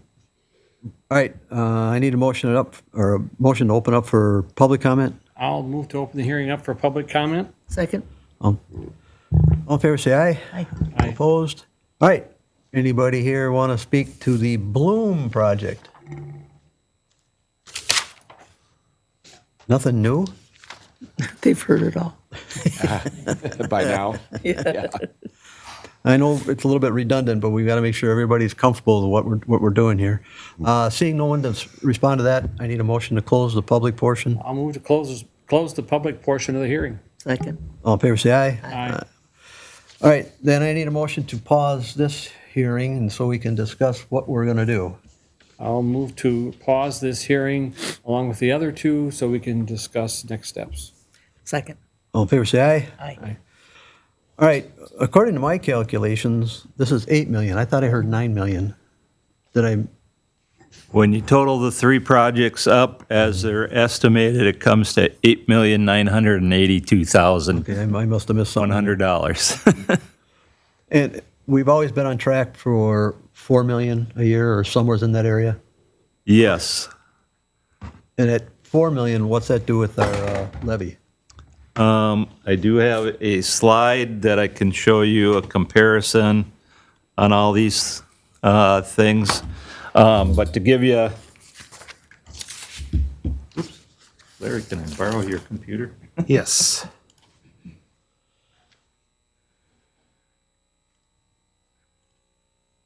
Because obviously, this is going to impact every resident in the township, what we do tonight, so. Yep.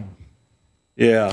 To give you an idea, currently with the current bond projects that we've got the 4 bond issues. We've issued with property taxes just to pay our debt in 2026. We had a debt levy of $670,000. If we did all 3 projects, we'd have to issue about $9 million in bonds. The levy for that would be right around $535,000. And if you did Anderley Lane and Bloom, you're looking at about just over a $5 million project, and the levy would end up being $325,740 for that.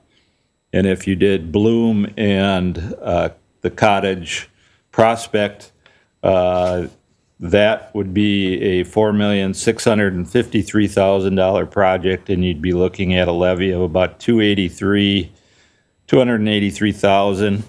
And if you take our 2026 taxes right now on these valued homes, going from 267, almost 268,000, up to 536,000. You can see in the yellow there, that is what they would pay in township taxes. That's both the general levy and the debt levy. And to give you an idea, if we did all three projects and we had to levy $535,000 additional dollars to pay that levy off, you can see the property taxes would increase in the yellow there to $728, all the way up to $1,593. And going over what we're currently paying in 2026 taxes, you can see the increase would be anywhere from $58 up to $126. Again, if you did just the projects for the $325,740, these are the taxes again in the yellow, and the increase from just the bonds would be the $35 up to the $77. And then doing the final one where we'd have to levy $283.20. Again, taxes in the yellow, and then the increase from current taxes, or the increase in the levy, would be $30 to $67. You didn't break these down in percentage of what our levy would go up, did you? I did not. I think that probably is more of a factor for us than It is, anything. because I mean, if I looked at that and it was like, we're going to get hit with another 1,500, I think everybody on my street would probably come down and burn the place down. Well, if we Get a new house. If we stay at the 4 million target that we've been trying to stay at, that only means we either do Anderley or Cottage and Bloom. There's no other options there if we try to stay with that market. Is there any way, I know we have a formula for the 7 million. Is there any way to subsidize some of this year? I know we don't like to do that because this is projected to carry for 20 years, but We I don't, still can. but I don't know if that's gonna, how much we can. Well, you've got a number of options. The township portion of the bond, or the levy portion of the bond, you could issue that bond over a longer period than 10 years, even though the assessments are paid off in 10 years. You could issue a 15-year or 20-year bond. The problem with going 15 to 20 years with the bond is by the time you pay off the bond, you're back in there redoing those streets with an overlay and probably issuing bonds again for it. So, but that's an option. And again, I took the 2025 bond and the annual bond payment and applied that basically on a percentage based on the project costs. So if there's more water and sewer and stormwater work in these projects that would come from those funds, it would lower the levy portion, but with not doing a whole lot of work, I just did percentage-wise based off of the 2025 projects. So again, the levy might be a little bit lower doing those. The other issue that Larry and I were just discussing, if you want to stay within that 4 million kind of area for projects, right now, the 2027 projects that we have estimated, they're at 3,523,000. 28s are at 3,378,000, and then 29 is at 3,717,000. So you're Basically pushing this can down the pushing road. everything back down a year. Larry talked about the 7-year plan. That 7-year plan is done in 2029, so we don't have anything projected out for 2030. So, I mean, Plus, we have 65 miles of road, so this is going to keep spiraling. Beth, questions, comments? Aren't you glad you got onto this? You never like to vote for an increase to the residents. I mean, you just don't. But it's part of kind of housekeeping. We need the infrastructure. We need the roads. It makes people's properties poor if you leave the roads and sewer and water in crummy condition. So it's just one of those. It's just not sexy. Well, The only thing I say about Prospect Avenue, the holes in the road slow the traffic down. Other than that, the road needed to be fixed. part of the problem too is we're very conscious of drainage. Because of this White Bear lawsuit, we're accounting for every single drop of water that hits the township. And these road improvements are fairly important, especially when it comes to storm, because we're trying to capture all this water, make sure it's getting to the correct ponds, make sure it's going in the sediment, make sure it's flowing away. So these road projects aren't just to make it a smooth ride to your house. It's got a lot more to do with it. So that's why we're very conscious of how we're doing these. But Steve, you got to... Well, there's no magic wand here.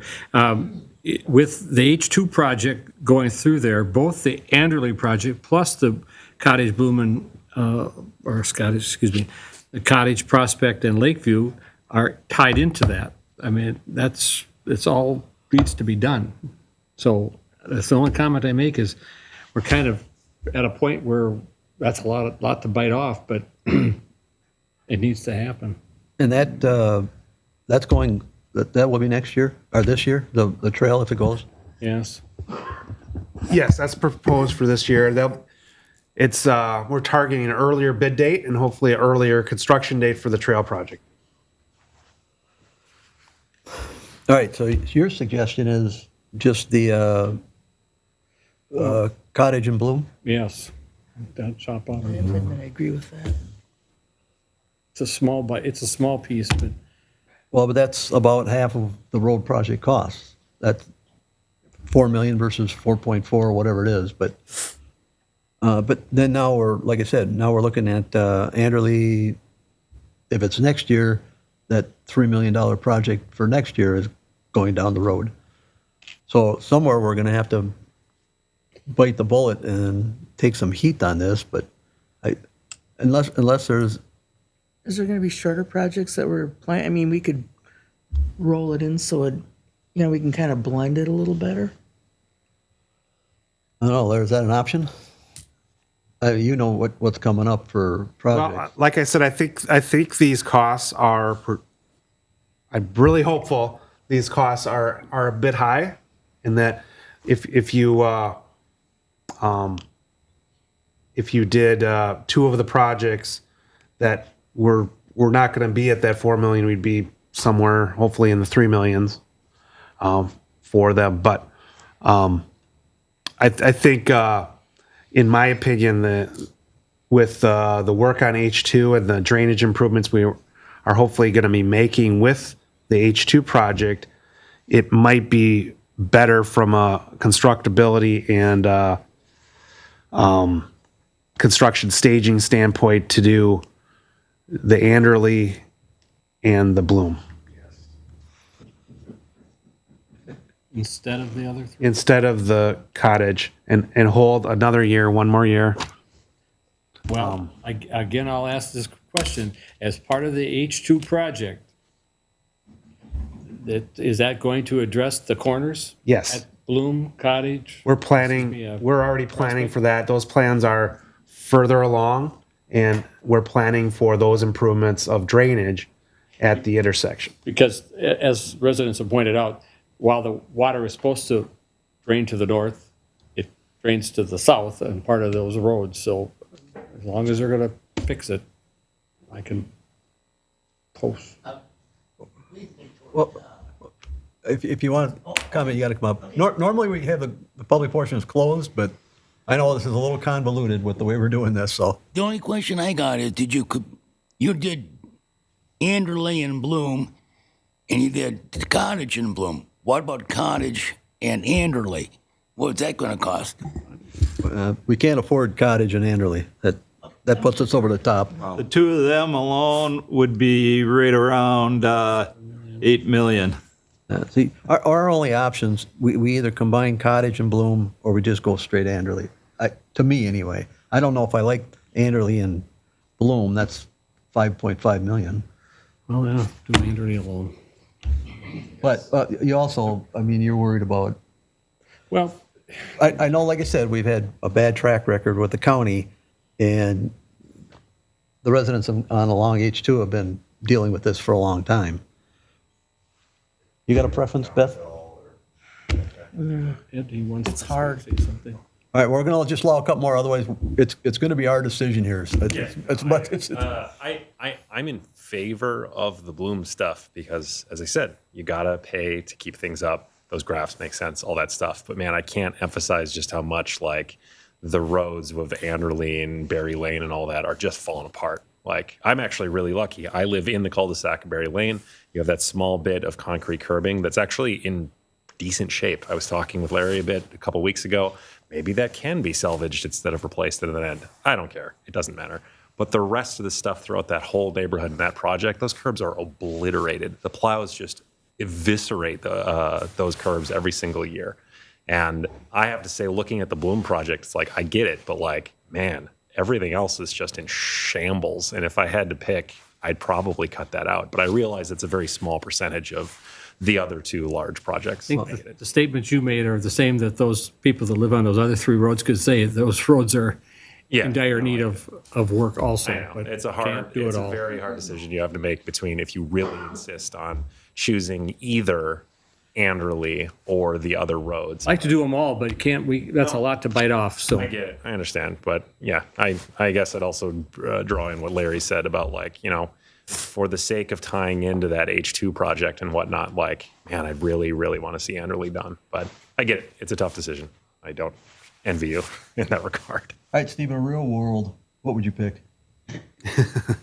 Oh boy, put me on the spot. In a real world, I'd take it all and do it all, but unfortunately, we can't. So I guess if based on what Larry says, if the Anderley project makes more sense as it ties into the H2 project, well, then I'm all for it. But we cannot kick the other piece of that down the road too much further because those roads are in bad shape. Because with the trail jumping H2, it still affects both these projects. It does. So it doesn't matter which ones. It's still going to affect. The difference with Anderley is Anderley have other routes to exit the neighborhood. If we're working on H2 and working up in that area, they have other routes. Most of those roadways have other routes to get out. All right. So when the other side of the H2 gets done, there is no hope for them as far as other options. They've got one road in and one road out. Yes. But I guess my point is a trail project at that intersection, and we're going to work our best to coordinate between the two projects. If you chose to go with Cottage and Prospect and Lakeview, we'd work it out. But there's more challenges, I think, on the north end when you have cul-de-sacs that only have one way out, in and out. I'm sold. Hi, Beth. I'm sold. I'm going to go with Steve on this one for the same reasons. What's that? Anderley. All right, Tom, can we afford Anderley and Bloom? Well, it's not a question Can the of, residents afford I it? was just going to say, Yeah. you can afford them. It's a matter of what kind of impact you do want to put on the right. Right. yeah.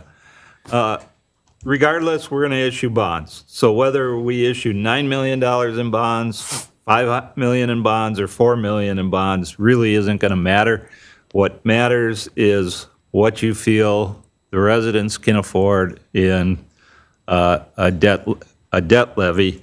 Right now, I have the Anderley Lane and the Bloom Lane. If we did those projects, what we're possibly looking at assessments and the general levy, and you can see it would be a tax increase of $35 to $77.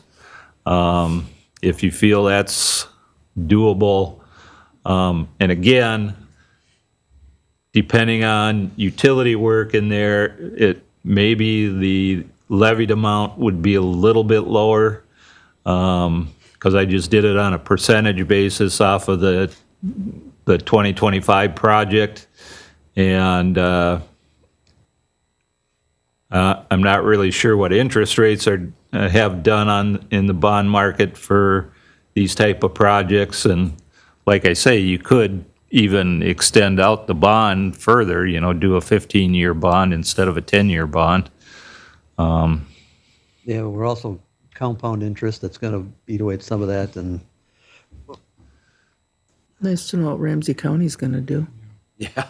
What's the Because, impact of yeah, I the know, loan that's the problem, because it's, increase? Anderley would be about $4,350,000. So on the tax, you don't have a slide that, No, I don't. All right, Tom, you got I know this is a big question, but last year our levy was 8% higher than the previous year.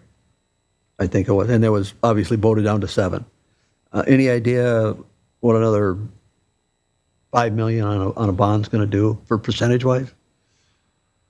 That's where most residents are going to see it. The individual, taxes on their house is one thing, but when the overall budget goes up 10%, it gets a little tough. Yeah. Give me a second here.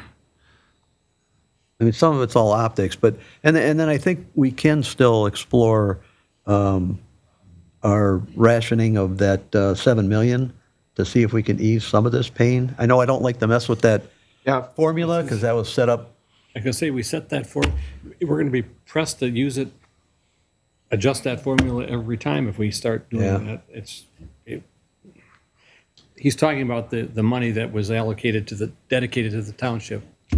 A one-time shot. And we're trying to squeak that out for as long as we can possibly do it. But Mr. Chair, I might have a suggestion. We're open for anything. Man, magic? And now, Saxony Court, I imagine you're agreeing that would be as a part of a bill and overlay, either with Bloom or with another future project. So that the interleague price go down a bit. Removing Saxony. But I mean, you could approve Bloom with Saxony and Anderley. We develop plans and specs, and we go to market and see what kind of costs come back before you make a decision whether to move forward with Bloom. You can make that decision at that point. how much competition do you anticipate we'll see with, if they're hungry for work, then the bids will go down.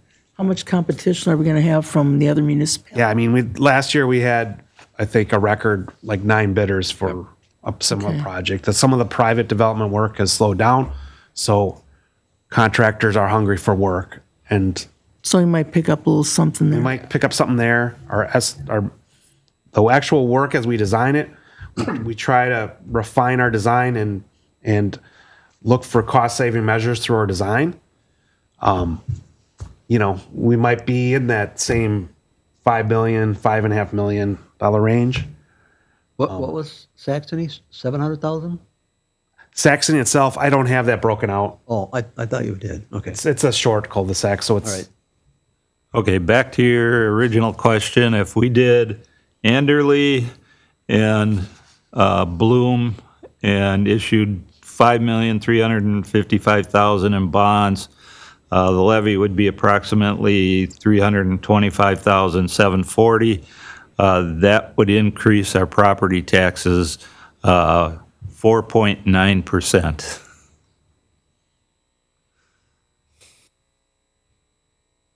And what would the sheriff and fire? Well, yeah, that's not even taking that into That's all consideration. variables at this point.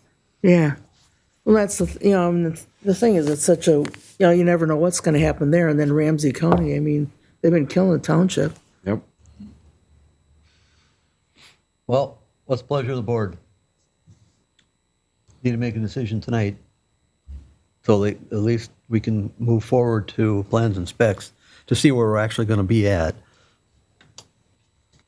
Anderley. You voting just Anderley? I don't know if we can stomach much more. Beth? What was it? We're going to take Anderley and then we were going to strip Saxony out of it. Okay. But doesn't offset adding Bloom back in. So, Bloom was the cheaper one, correct? Yep, the 1 million. yeah. Good. I don't know. I guess I'm willing to take a chance on Anderley and Bloom. Well, me personally, I think we have to do one of the two on H2 Yes, we do. because we just got too many issues on that road that have got to be resolved with the trail. And I would like to see Anderley and Bloom combined if it's possible. Then let's do it. Okay. I'm for it. I'll go along. Yeah, I can go with that. And then, like I said, now, obviously Cottage was only 2.6. Now that's under that 4. So next year when we look at the Cottage, Lakeview, and then combining with what we've already got on schedule, we might be able to massage that to keep around that 4 million. At least that the numbers seem to be closer if we do that. You're right. All right. All right, so is that pleasure of the board? I think so. All right. So is the Saxony piece going to be put back into this? No, We're stripping that out. We're stripping that take out Saxony out. total? So it's not happening at all? No, I We think, do that with a mill and overlay project is what I'd But is it- recommend. But With- that's with- what you're doing. With Bloom. I was going to say, that's what you're doing with Yeah. Bloom. So it is back in. It's just, A different type of project. oh, okay, gotcha. just so it's clear, Saxony is included in the mill and overlay project. I'm glad you clarified that because I was thinking it was stripped out. All right. I can live with that. I'll make a motion then, if that's where we're at. Well, we're going to have to go back Gonna now. go back? Okay. We'll have Each to one of them individually. Yep. Yep. We'll have to go back and I need a motion to reopen the Anderley Lane. I'll move to reopen the Anderley Lane public hearing. A second. All in favor, say aye. Aye. All opposed? And then I need a motion to adopt the resolution ordering improvements. I'll make a motion to adopt a resolution ordering improvements for the Anderley Lane area 2025-2 Street Improvement Project, excluding Saxony Court and Lane from that project. Correct? I thought that was a mill and overlay. That's why but it was included with this Oh, it's portion. included. Okay, so, all right. Then I'll second. All right, motion's made second. All in favor? Aye. Aye. All right, that motion carries. Then I need one to adopt the resolution ordering plans and specs. I'll make a motion to adopt a resolution ordering preparation of plans and specifications for Anderley Lane area 2025-2 Street Improvement Project with Saxony taken out. I'll second. Motion's made second. All in favor, say aye. Aye. All opposed? All right, then I need a motion to reopen the Cottage Avenue public hearing. I'll move to reopen the Cottage, Prospect, and Lakeview public hearing. Second. All in favor, say aye. Aye. Aye. All right, then we need a motion to deny ordering of the improvements, correct? I'll make a motion to deny the resolution ordering improvements for the project. I don't have I can find it here yet, but the, 2025-3. 2025-3 Street Improvement Project. I'll second. Motion made second. All in favor? Aye. All right, then I need a motion to deny the ordering of preparation of plans and specs. I'll move to deny the resolution ordering preparation and of plans and specifications for the Bloom Prospect, for the Prospect Cottage and Lakeview Avenue project. A second. Motion made and seconded. All in favor, say aye. Aye. Aye. All right, that motion carries. Now I need a motion to open back up the Bloom Edition area public I'll hearing. move to open up the public hearing, reopen the public hearing for the Bloom Edition Area 2025-4 Street Improvement Project. I'll second. Motion made and seconded. All in favor, say aye. Aye. All opposed? All right, then the first item is the adopt the resolution ordering improvements. I'll make a motion to adopt a resolution ordering improvements for the Bloom Edition Area 2025-4 Street Improvement Project to include Saxony Court. Second. All in favor, say aye. Aye. Then a motion on the prep plans and specs. I'll make a motion to adopt a resolution ordering preparation of plans and specifications for the Bloom Edition Area 2025-4 Street Improvement Project, including Saxony Court. Second. All in favor, say aye. Aye. All right, we have a plan. I'm sorry if you live on the one we delayed for a year, but we can only spend so much of your money. All right, Being lynched. we're going to move on. Item 8 on our agenda is the ICE presence in Minnesota. Mr. Chair, if I may, for you to take into consideration, we do have a group here that wants to make, or that wanted to speak at open time, and it's getting awfully late. I'm wondering if we could fit them in. It's Katie Ingman's group that wanted to say something here. All right. Because You want to give us an overview here first or not? actually, Katie would, no? Okay. We're just, they just want to make a statement on behalf of their group that's advocating for tobacco-free and drug-free. I say, what is it? Speak up. Tobacco-free and drug-free. Correct. Oh. Advocacy for that, correct? Sorry. Yes. I'm sorry. I got a cold. That's what I'm here for. Yeah. Okay, so we've moved this to open time rather Yeah, than. if we've got the time. All right. 5-10 minutes, Katie? Is that good, or 3? Okay.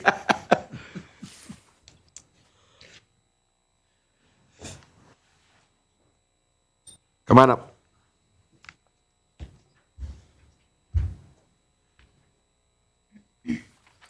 Lily DeWitt, 1296 Helper Way. I'm Clara Seeley at 5344 East Street, and we are both seniors at White Bear Lake Area High School and residents of White Bear Township. We are here on behalf of the Association for Non-Smokers Ramsey County Student Action Team. We are a passionate group of high school students from around the Ramsey County area who are committed to stopping big tobacco. In 2025, we are named as the group winners of the Youth Advocates of the Year Award from Campaign for Tobacco-Free Kids, a national organization. We're here to ask you to consider one of the following or all: ending the sale of flavored tobacco products, end the redemption of discounts, coupons, and BOGO, and set a minimum price, and cap the total number of licensed tobacco retailers. Flavored commercial tobacco products, including vapes, cigarettes, and pouches, are all too often in the hands of my peers and friends. The enticing flavors of these products make them appealing to youth who are more susceptible to nicotine addiction as our brains are not fully developed. We recognize that it's not our peers' fault for this addiction, but the fault of an industry that markets these products using deceptive, malicious, and targeted tactics, making these products just an accessory. A lot of the blame tends to go to the user or the people buying the product for them. It does not matter how they got these products, they did, and that blame's on the tobacco industry. Restricting what is on the shelves will reduce the amount of people using. If we can reduce the appeal that these flavored products have, would be one great step in prevention. In addition, if you know where Cup and Cone is, there's a tobacco and vape shop only a few doors down. When our peers and even younger middle school students are hanging out after school, there's a good chance that they would see the bright lights and colors of the shop and start to wonder what's inside. That is why it's essential that we can stop the cycle of addiction before it starts by restricting access in our township. It is not about the profit or businesses, but about the people and the lives that commercial tobacco industry is taking. We all pay the price for commercial tobacco addiction. A report from Blue Cross Blue Shield of Minnesota estimates that every Minnesotan pays almost $900 in healthcare-related costs just due to smoking. Remember, our generation isn't just smoking, we're vaping too. This is in addition to the environmental impacts that vapes have. They're not disposable as marketed. They're hazardous waste and so expensive to safely dispose of. By allowing the continued sale of these products, the cycle of harm is perpetuated and lives continue to be lost, especially in our community. That $900 could be put towards our streets. Instead, they're supporting a multi-billion-dollar industry.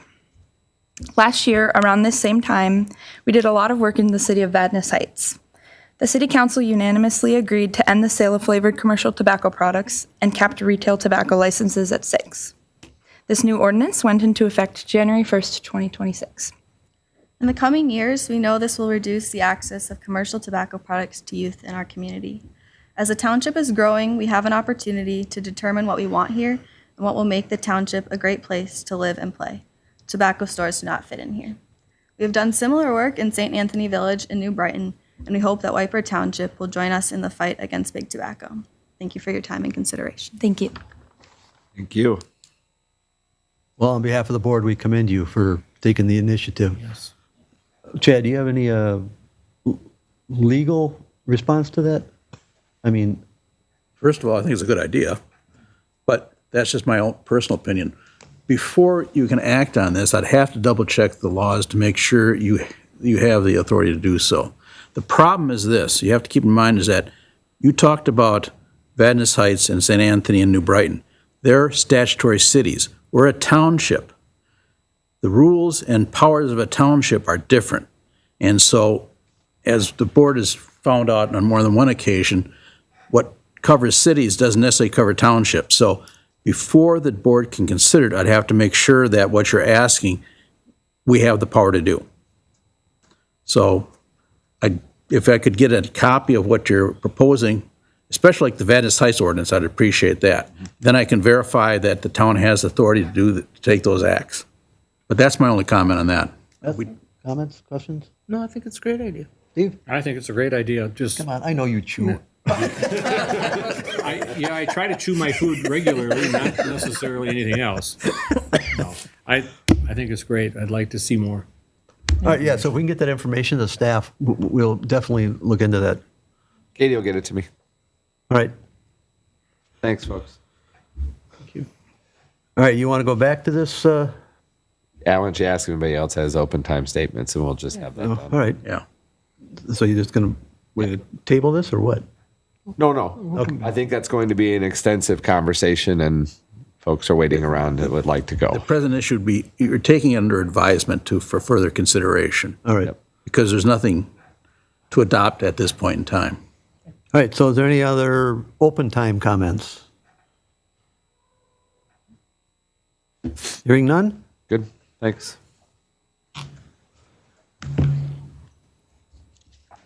Now, if you want to go back to 8A, feel free, Mr. Chair. Well, you, actually, we had a resident respond to the ICE operations in the state of Minnesota. And I don't know, Chad, did you have a chance to look at that? I read it as part of the packet, but we've also been dealing with this for some of our municipal clients. And here's one of the big issues is if the question is, can the township deny ICE access to public spaces? No, they can't. ICE has as much right as anyone else to access public space.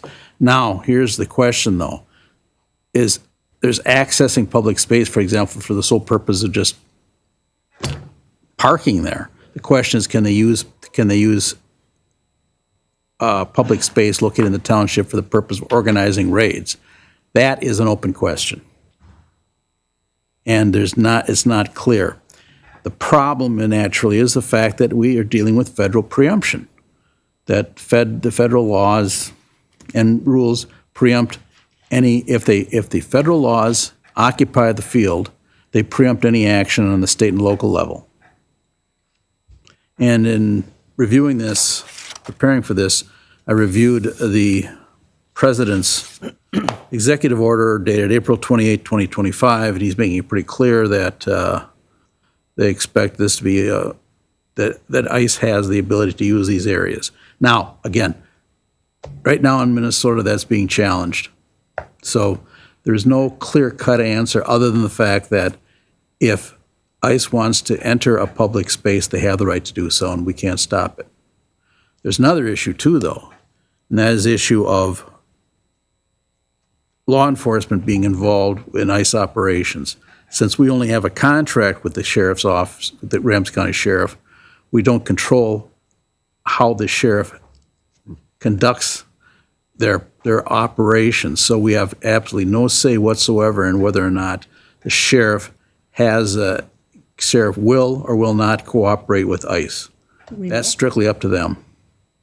So I think I sent you all out the statement that the sheriff's office prepared for PR, but basically what it comes down to is it's just kind of a synopsis of what Chad just shared with the board. Number one, ICE is here under federal mandate and is legally able to operate within any municipality or township in the state, right? That's correct.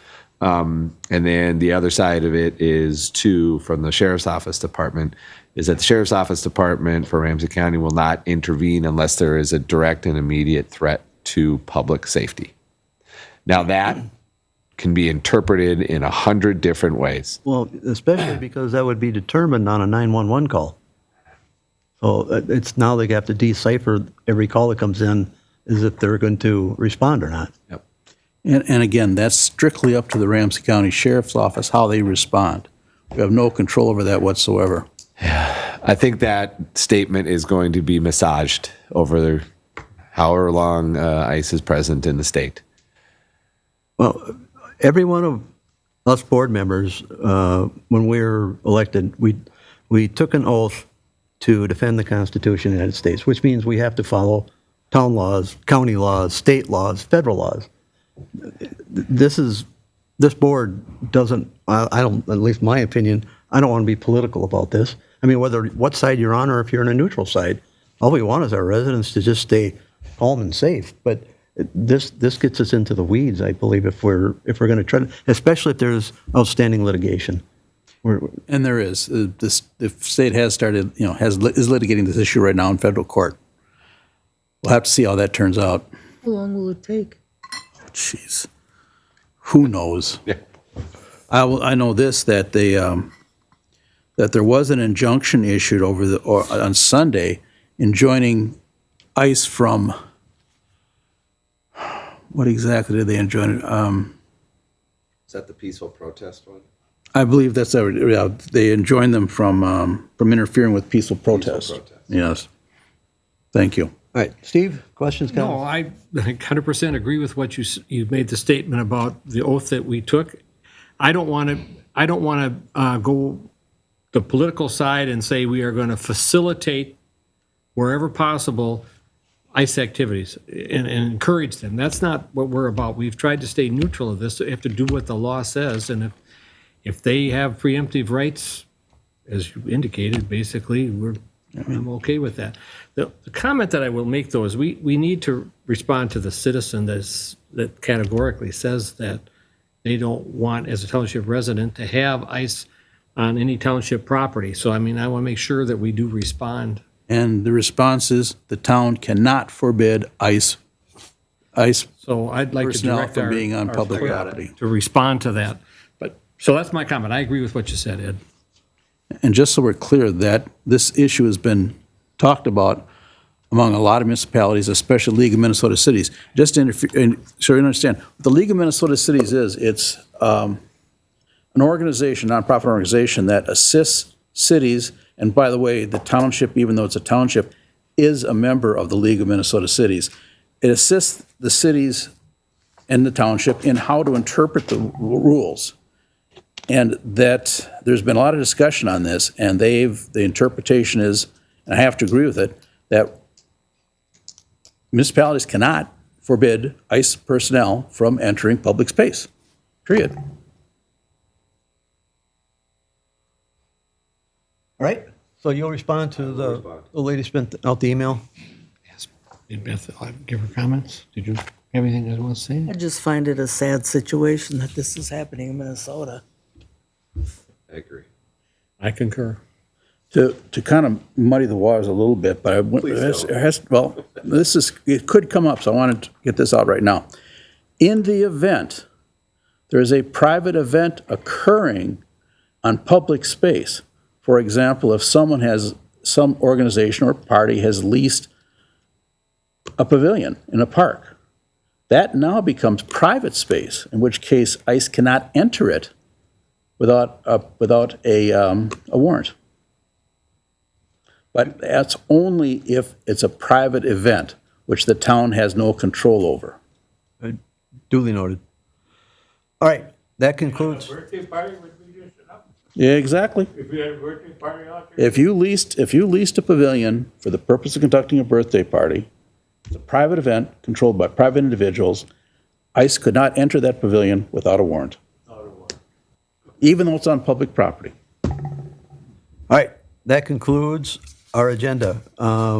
We do have a closed session with our attorney, so we're going to have to ask everyone to leave. Thank you for coming. Thank you all for coming. Especially the patients. Yeah. Yeah, quick. Oh, you have something you need signed? He's busy, so I can take care of it. She can also sign, so. It's been driving us. Looks like there's only one tonight. Oh. I have 3 brood out here. One thing I think you all need is louder speakers. You want us to yell? Well, I'm hard to hear them. Hi, how you doing? I got them turned up all the way. Oh, yeah, sure, how you doing? I would like you to meet Gone. Harry Peters. On board, that's all you need on that. You got one too? Sorry. That's my mobile. Okay. Oh, yeah, sure, yeah. The purpose of the closed session is to discuss the ongoing litigation regarding the White Bear Lake Fire Service contract, among other, that's one. The other is, Anybody else? you probably are more than aware of the fact that the town and the Is that the city of North landline? Oaks are negotiating a joint powers agreement over All right, water. so you just your mobile. Got it. A suit, and I want to make clear, the suit has not been threatened by the city that's of my- North Oaks. Relationships there are quite good. Doing all right. It's a private third party who's in Thank you. litigation. And on that basis, we're Thank you. closing, that you can get rid of. deal with that. Two? So, yeah. I don't need to go into detail or anything, but just wanted Cottage No, we actually can. That's other than fine. tell you All right, what's perfect, going Denny. on. Hang tough. Great, thank you Next so year, much. you're back Okay. on the board. I was gonna, Patrick, can we slope that road? Can we slope Lakeview? Got it. What, do I look like an engineer? I'm just, because everybody's concerned about the water. No, Oh, Larry, he's got to do it for you. it will be thoroughly addressed when plans and specs come. Yeah, believe me. Part of the problem with that cul-de-sac is the garbage truck and the plow truck, they all turn around down. Well, That's fine, they did, because That's why I asked them, well, what's the minimum we need down there for them to function? we need the cul-de-sac, but it would be really sweet if we could have Ramsey County come up and down that street twice a day. You talking about the sheriff's department? Sheriff? Yeah, whatever, have the sheriff. Oh. Hey, Like Jesse's. we got to talk about, People I just sent you over And drugs. draft. and the drugs. So aggravating. The police department have caught 2 people. Why did there was a pop-up tent trailer? Get out your phone, just start taking pictures. But God, no, somebody parked behind my camper. Police went down the end of the street. The rest of the people parked behind me there. Yeah, so. People who had gone over to Cottage and caught them bringing. Oh, yeah. So They having the police department come down to the end of the street from time to time. Couple of people walk their dogs. We will bring it up to our Public Safety Commission, because they usually deals directly with the sheriff's Oh, department. thanks. You're welcome, Beth. She sits on the public safety. Well, how nice to meet you. Yeah, come see us. I don't sit in any of those. No, you were in Scouts, right? I was. Yes, my son Matthew and I are both Eagle Scouts. Yeah, you bet. No, He lives on the corner. yeah, I'm just going to, okay. Yeah, All right, we got to get back to work, Danny. Thanks. We'll be here all night. See you, Yeah. Danny. See you, Danny. Hey, but I am going to Belmont this summer. Are you? Good for you. Don't get sunburned. Oh, jeez. I work in base camp, in commissary. Oh, cool. We get to go backcountry. Well, backcountry, well, very nice. A wonderful visit. That's a place to go. Yep. Thanks, guys. Good to talk to you. Yep. Take care. Shutting my computer down. I don't need Okay, it for so this. we're doing the closed session chit chat, right? You want to let, We need to Session, right? Do you have the, we're going into closed session for, two things? yeah, two things, the North Oaks JPA and the City of White Bear Lake fire contract. Second. All in favor? Aye. Aye.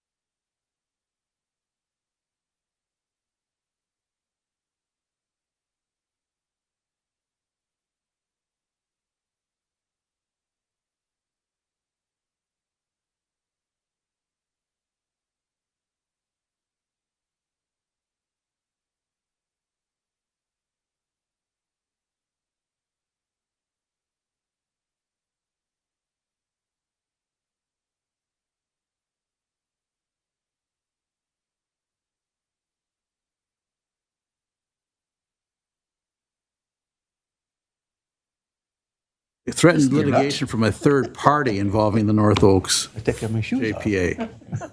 Please don't. They call me Lucky. I had two right, carpenters, we're good. one had like, missing All stuff. right, Steve? We're coming out of closed session where we discussed a third-party potential litigation as it relates to our North Oaks JPA. And the second part was to deal with the ongoing litigation with the White Bear Lake Fire Department contract. Second. Fine job. All in favor? Aye. All right, all I need is a motion to receive agenda materials and supplements.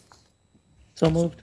Second. All in favor? Aye. Aye. Need a motion to adjourn at 9:53. So moved. Second. By the way, the woman that was sitting in the front row with the glasses, she's the new reporter. Yep, newspaper. Oh, boy. Laptop.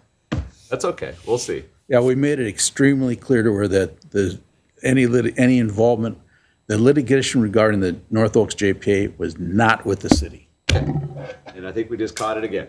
Well, let's see. Okay. I'm a tobacco. We're chewer, closed, Lisa. And I hate to.